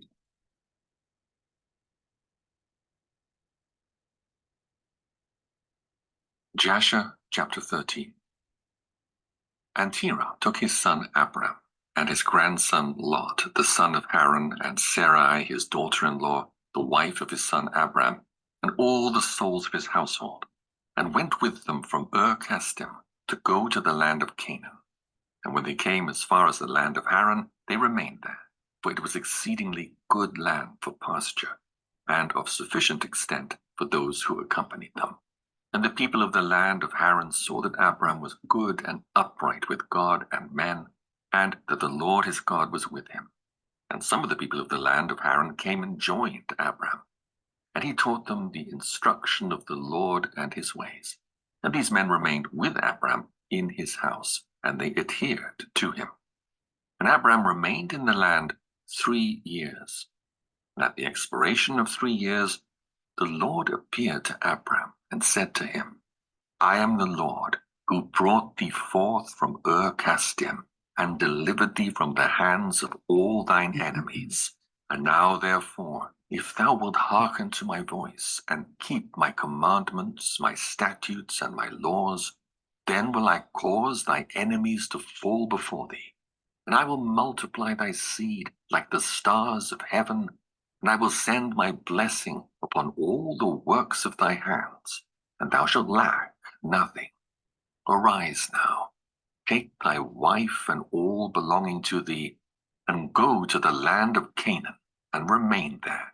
And I will there be unto thee for a God, and I will bless thee. And Abram rose, and took his wife, and all belonging to him, and he went to the land of Canaan, as the Lord had told him. And Abram was 50 years old when he went from Haran. And Abram came to the land of Canaan, and dwelt in the midst of the city. And he there pitched his tent amongst the children of Canaan, inhabitants of the land. And the Lord appeared to Abram when he came to the land of Canaan, and said to him, This is the land which I gave unto thee and to thy seed after thee forever. And I will make thy seed like the stars of heaven, and I will give unto thy seed for an inheritance all the lands which thou seest. And Abram built an altar in the place where God had spoken to him. And Abram there called upon the name of the Lord. At that time, at the end of 3 years of Abram's dwelling in the land of Canaan, in that year Noah died, which was the 58th year of the life of Abram. And all the days that Noah lived were 950 years, and he died. And Abram dwelt in the land of Canaan, he, his wife, and all belonging to him, and all those that accompanied him, together with those that joined him from the people of the land. But Nahor, Abram's brother, and Terah his father, and Lot, the son of Haran, and all belonging to them, dwelt in Haran. All right, now we're going to Genesis chapter 12.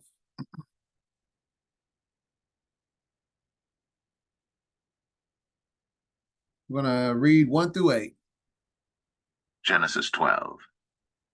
Now the Lord had said unto Abram, Get thee out of thy country, and from thy kindred, and from thy father's house, unto a land that I will show thee. And I will make of thee a great nation, and I will bless thee, and make thy name great, and thou shalt be a blessing. And I will bless them that bless thee, and curse him that curseth thee. And in thee shall all families of the earth be blessed. So Abram departed as the Lord had spoken unto him, and Lot went with him. And Abram was 75 years old when he departed out of Haran. And Abram took Sarai his wife, and Lot his brother's son, and all their substance that they had gathered, and the souls that they had gotten in Haran. And they went forth to go into the land of Canaan, and into the land of Canaan they came. And Abram passed through the land unto the place of Sichem, unto the plain of Moreh. And the Canaanite was then in the land. And the Lord appeared unto Abram, and said, Unto thy seed will I give this land. And there builded he an altar unto the Lord, who appeared unto him.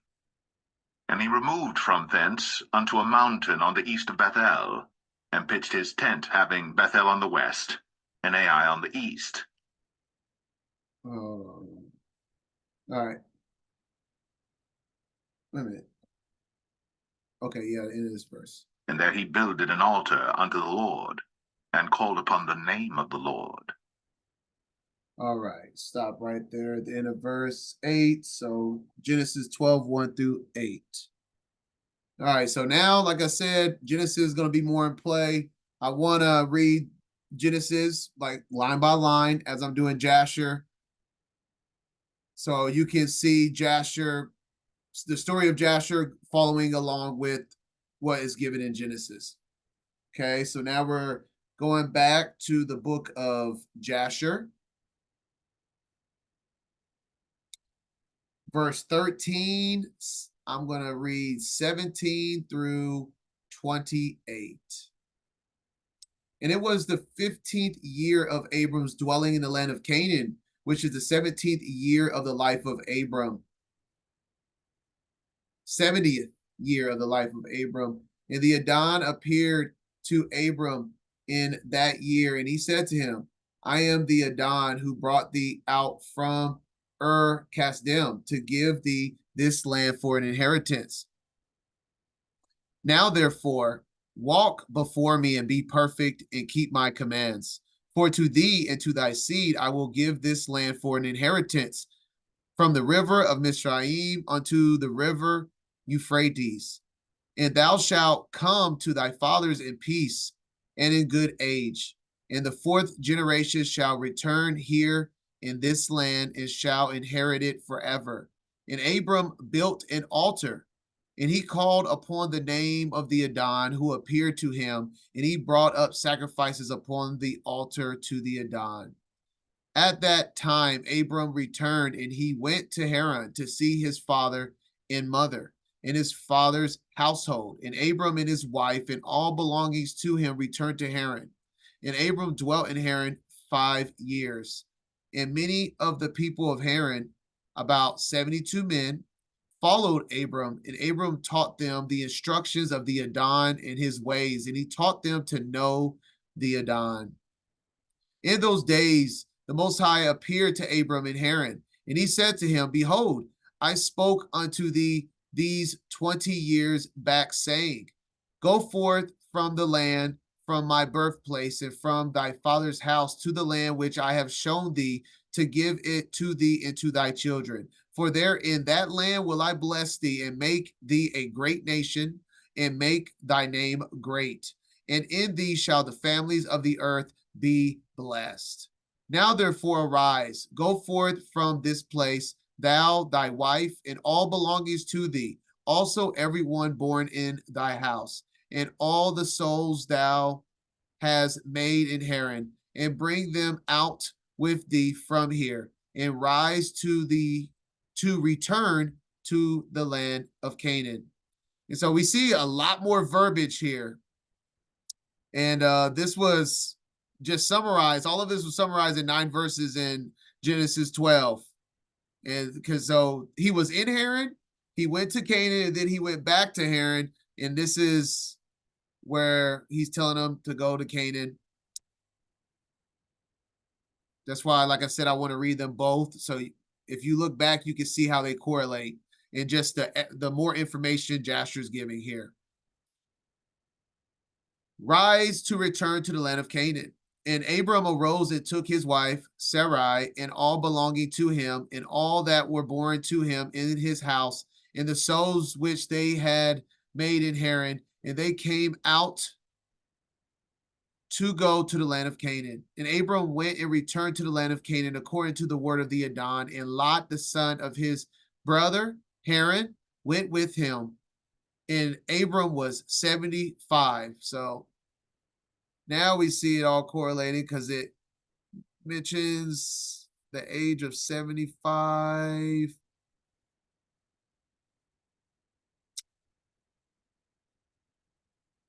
Here it is. Abram was 75 years old when he departed out of Haran. So that was the second time. According to Jasher, he was in Haran. He went to Canaan himself without everybody else, and then he went back. And then when he leaves Haran with all his belongings, he is 75. And returned to the land of Canaan. And he came to the land of Canaan according to the word of the Adon to Abram. And he pitched his tent, and he dwelt in the land of Mari. And with him was Lot, his brother's son, and all belonging to him. And the Adon again appeared to Abram and said, to thy seed will I give this land. And he there built an altar to the Adon who appeared to him, which is still to this day in the plains of Mari. And that is Jasher 13. Now we're going to go back to Genesis 12.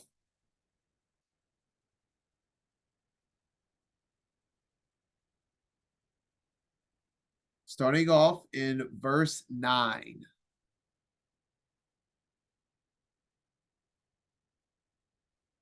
And Abram journeyed, going on still toward the south. And there was a famine in the land. And Abram went down into Egypt to sojourn there, for the famine was grievous in the land.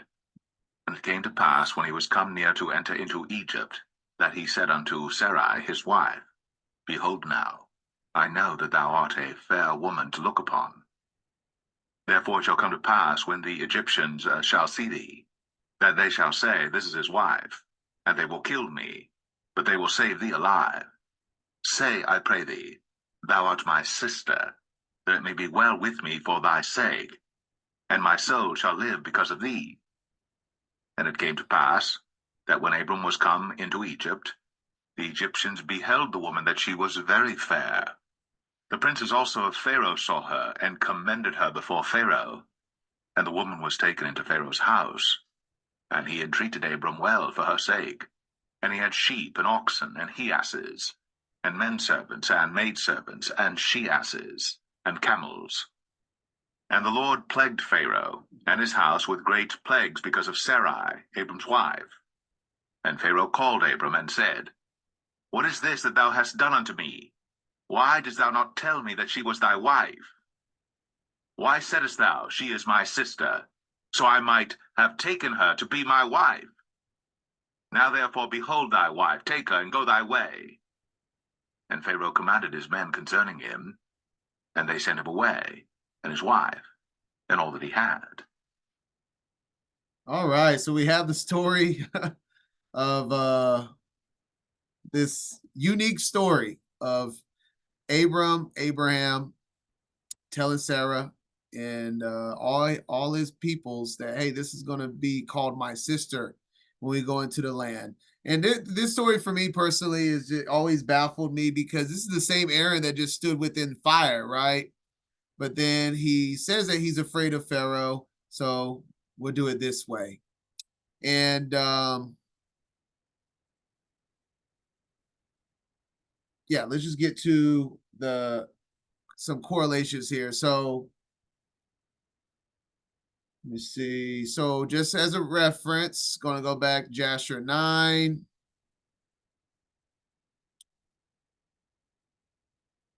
As I said earlier, that Haran, and we just went over that Haran is the father. Haran is Terah's son, Abraham's oldest brother, and he had two daughters, Milcah, which married his other brother, and Sarai, which married Abram, right? And then once again, we saw in chapter 12, 44, And Nahor and Abram took unto them wives, Milcah and Sarai. And then we're going to go to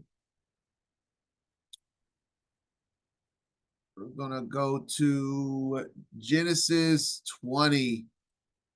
And I'm going to use the Targum translation. 20 verse 12. And this is this is 21. Something's not right here. Here we go. 20 verse 12. But in truth, she is my sister. This is when he does it to Abimelech. Abraham does this twice, calling Sarah his sister. And this is in chapter 20, verse 12 is how he justifies this without him just outright lying.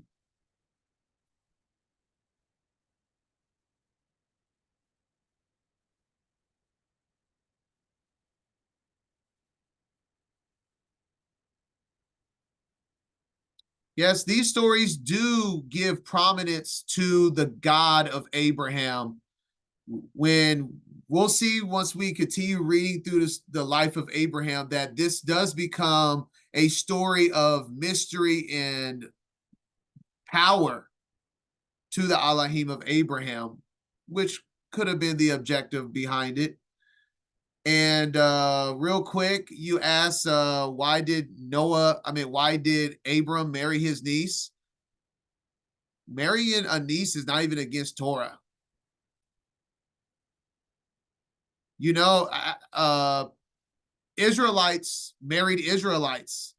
How would an Israelite marry an Israelite if they couldn't marry their cousins and nieces? Look into it.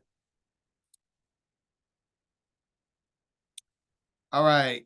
This is how Abraham justifies calling Sarah his sister in verse 12 of chapter 20. But in truth, she is my sister, the daughter of my father's brother. This is why I use the Targums, because this is in the right coordinates, especially in line with the book of Jasher. The daughter of my father's brother, which would be his niece. But since it is just how like people can still be like, my father's Abraham, but Abraham isn't technically your father. He's your great, great, great, great, great, great, great, great, and so on, grandfather. But that's still their father. It's the same perspective Abraham's saying this without technically full-blown lying, is that he's saying, but in truth, she is my sister. She is the daughter of my father's brother. So to my father, it is my father's daughter, which makes her my sister, even though that's her great-grandfather, if you're following along.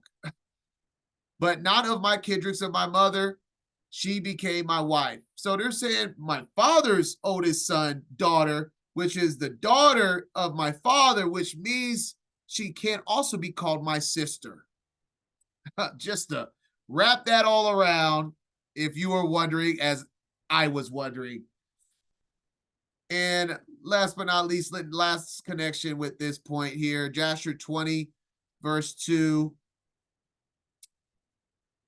And when they entered the land, same story in Genesis 20, he said to Sarah his wife, say thou art my sister to anyone that shall ask thee, in order that we may escape the evil inhabitants of the land. So just showing the foreshadowing, Abraham does this twice to Pharaoh and Abimelech.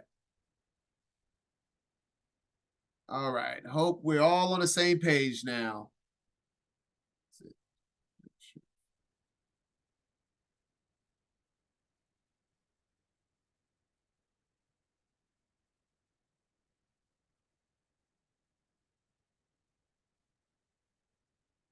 All right, so we're going to continue this story that we read summarized in Genesis 12. We'll get the full capacity of this same story now in Genesis chapter 15. All right. Back on the audio reader. Unto this day, Let's see. All right, yep, here we are, chapter 15. Jasher chapter 15. And in that year there was a heavy famine throughout the land of Canaan, and the inhabitants of the land could not remain on account of the famine, for it was very grievous. And Abram and all belonging to him rose and went down to Egypt on account of the famine. And when they were at the brook Mitzrayim, they remained there some time to rest from the fatigue of the road. And Abram and Sarai were walking at the border of the brook Mitzrayim. And Abram beheld his wife Sarai, that she was very beautiful. And Abram said to his wife Sarai, "Since God has created thee with such a beautiful countenance, I am afraid of the Egyptians, lest they should slay me and take thee away. For the fear of God is not in these places. Surely then thou shalt do this. Say thou art my sister to all that may ask thee, in order that it may be well with me, and that we may live, and not be put to death." And Abram commanded the same to all those that came with him to Egypt on account of the famine. Also his nephew Lot he commanded, saying, "If the Egyptians ask concerning Sarai, say she is the sister of Abram." And yet with all these orders, Abram did not put confidence in them, but he took Sarai and placed her in a chest and concealed it amongst their vessels. For Abram was greatly concerned about Sarai on account of the wickedness of the Egyptians. And Abram and all belonging to him rose up from the brook Mitzrayim and came to Egypt. And they'd scarcely entered the gates of the city when the guards stood up to them, saying, "Give tithe to the king from what you have. Then you may come into the town." And Abram and those that were with him did so. And Abram, with the people that were with him, came to Egypt. And when they came, they brought the chest in which Sarai was concealed. And the Egyptians saw the chest. And the king's servants approached to Abram, saying, "What hast thou here in this chest which we have not seen? Now open thou the chest, and give tithe to the king of all that it contains." And Abram said, "This chest I will not open, but all you demand upon it I will give." And Pharaoh's officers answered Abram, saying, "It is a chest of precious stones. Give us the 10th thereof." Abram said, "All that you desire I will give, but you must not open the chest." And the king's officers pressed Abram, and they reached the chest and opened it with force, and they saw, behold, a beautiful woman was in the chest. And when the officers of the king beheld Sarai, they were struck with admiration at her beauty. And all the princes and servants of Pharaoh assembled to see Sarai, for she was very beautiful. And the king's officers ran and told Pharaoh all that they had seen, and they praised Sarai to the king. And Pharaoh ordered her to be brought, and the woman came before the king. And Pharaoh beheld Sarai, and she pleased him exceedingly. He was struck with her beauty. And the king rejoiced greatly on her account, and made presents to those who brought him the tidings concerning her. And the woman was then brought to Pharaoh's house. And Abram grieved on account of his wife, and he prayed to the Lord to deliver her from the hands of Pharaoh. And Sarai also prayed at that time and said, "O Lord God, thou didst tell my lord Abram to go from his land and from his father's house to the land of Canaan, and thou didst promise to do well with him if he would perform thy commands. Now behold, we have done that which thou didst command us, and we left our land and our families, and we went to a strange land, and to a people whom we have not known before. And we came to this land to avoid the famine, and this evil accident has befallen me. Now therefore, O Lord God, deliver us and save us from the hand of this oppressor, and do well with me for the sake of thy mercy." And the Lord hearkened to the voice of Sarai. And the Lord sent an angel to deliver Sarai from the power of Pharaoh. So we see that it isn't just Abraham. Sarah had a voice of her own in a relationship of her own with the Most High. and she prayed and asked for deliverance, and we see that her prayers were heard as well, regardless if Abraham made the right decision by calling her his sister or whatnot. And the king came and sat before Sarai. And behold, an angel of the Lord was standing over them. And he appeared to Sarai and said to her, "Do not fear, for the Lord has heard thy prayer."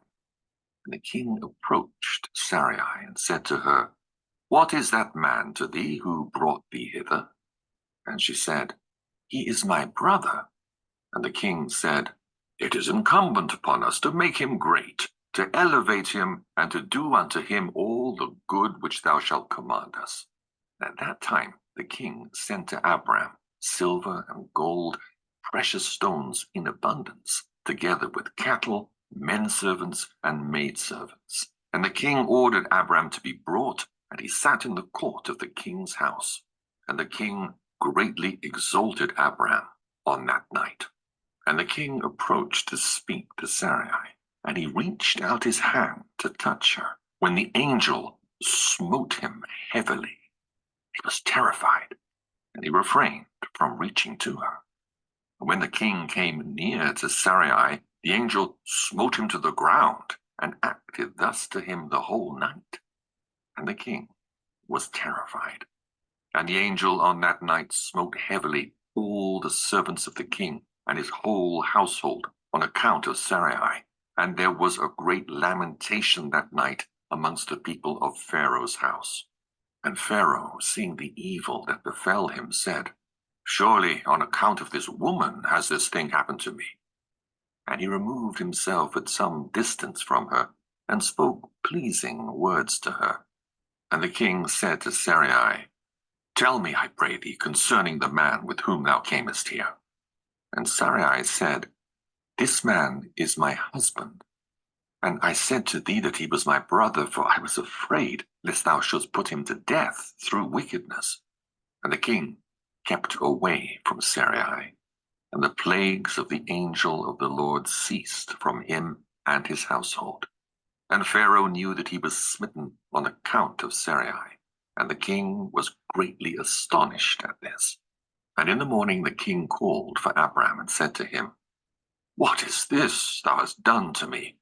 Why didst thou say, She is my sister, owing to which I took her unto me for a wife? And this heavy plague has therefore come upon me and my household. Now therefore here is thy wife. Take her, and go from our land, lest we all die on her account." Then Pharaoh took more cattle, men servants and maid servants, and silver and gold to give to Abram. And he returned unto him Sarai his wife. That's another purpose. Someone mentioned about that one of the purposes was that it would be the fame of Abraham's Elohim, of what the Most High would do for him and how he would deliver him in these situations. But also, this is a part of where Abraham gets a lot of his fortune. As we see, Nimrod gave Abram servants and gold and silver. And in both times with Pharaoh, and we'll see later on with Abimelech, and these transactions of Sarah, once they leave, they're leaving with much more fortune and abundance of whatever gifts they are given than they came with.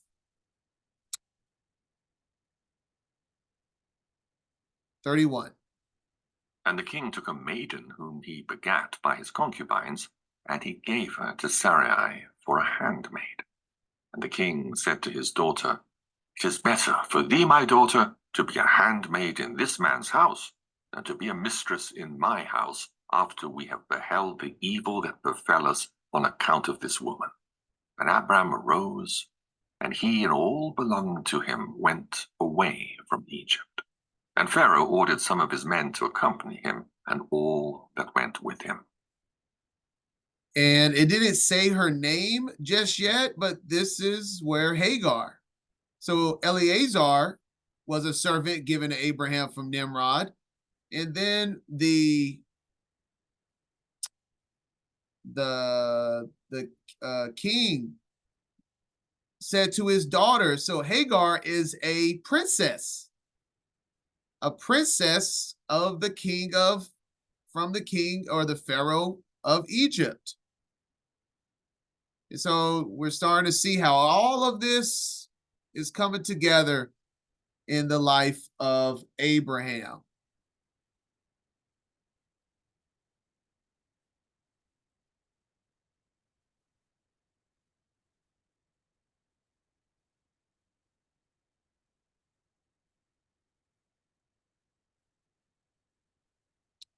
All right, now we are going to read. Now we're on Genesis 13, 1 through 18. Let me see. Yeah.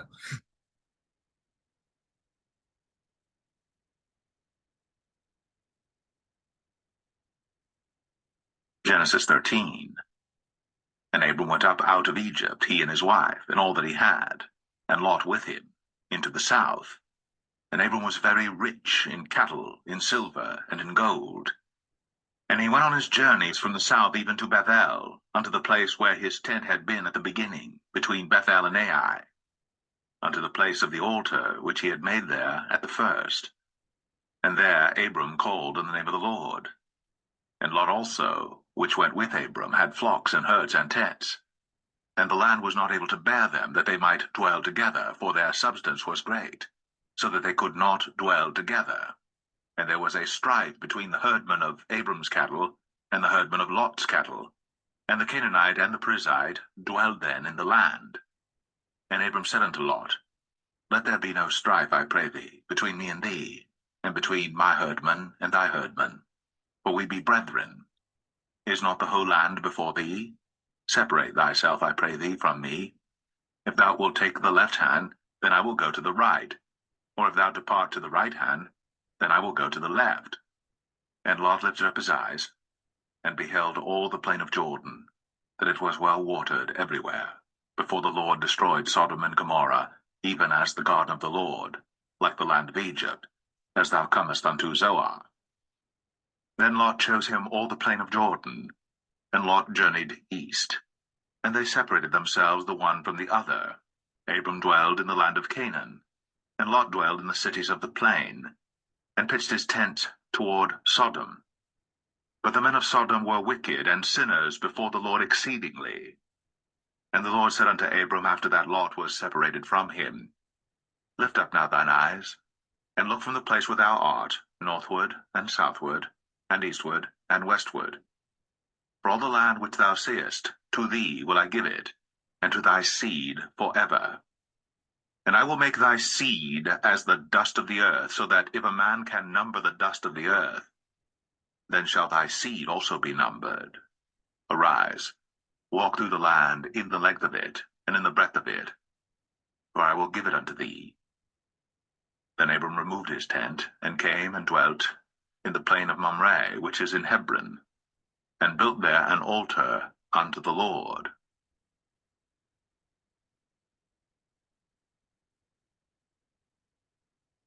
All right, let's get a bigger context. Always in the book of Jasher. Jasher, the remaining of Jasher 15, 34 through 47.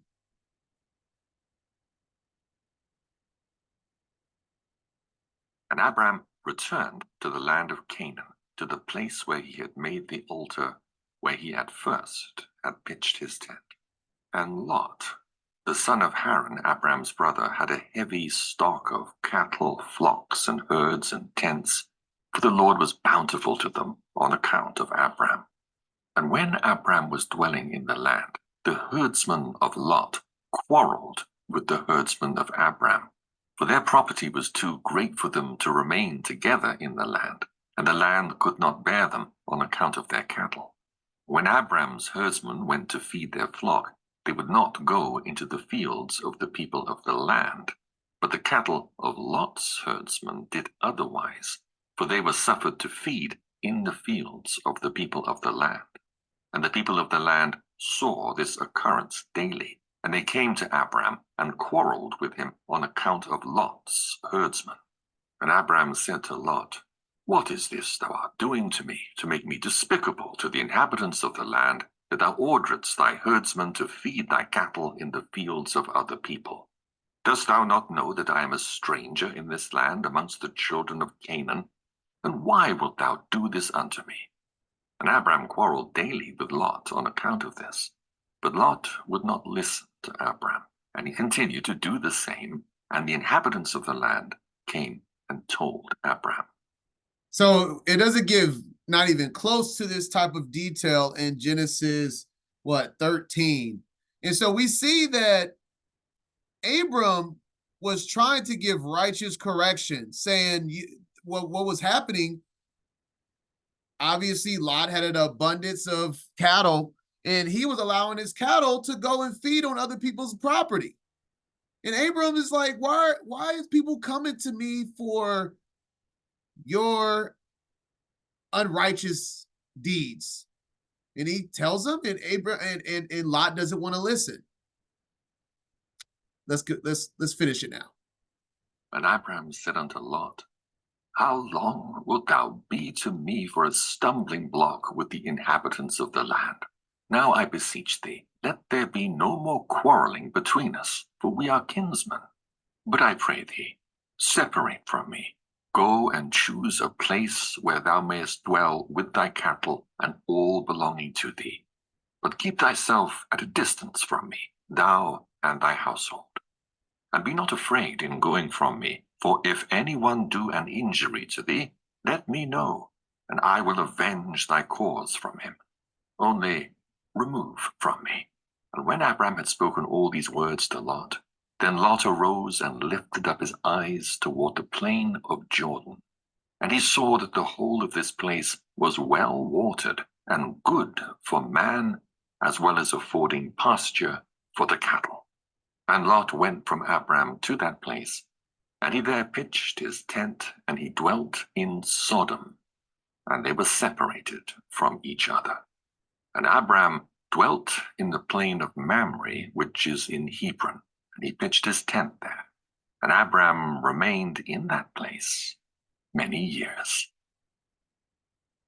So let's really remember this story. I'm going to refer back to it when Sodom is about to be destroyed, and the Most High is about to destroy Sodom, and Abraham's like, wait, if there's 20, there's 10, there's 5 righteous people there, don't destroy it. And the point is that there was no righteous people in Sodom. We're seeing, and I say that because Lot was there. Are you seeing what I'm seeing? That Lot wasn't a righteous man. Lot didn't care. Lot didn't want to be corrected by Abram. And so what do righteous people do when people don't want to act righteous around them? He separates himself. We are called to be set apart. So he says, separate yourself from me, because I can't deal with you being unrighteous and everyone coming to me because they know you are of my household and complaining for your unrighteous deeds. I'm here to tell you, Lot wasn't a righteous man, which is why he was not accounted as righteous when Abraham was pleading for Sodom, which we will read about later. But this is the conclusion of chapter 15 of the book of Jasher. We will be on Genesis 14 next week. Or my bad, Friday. This is the conclusion of this portion. Tudah and Shabbat Shalom, Yasharallah.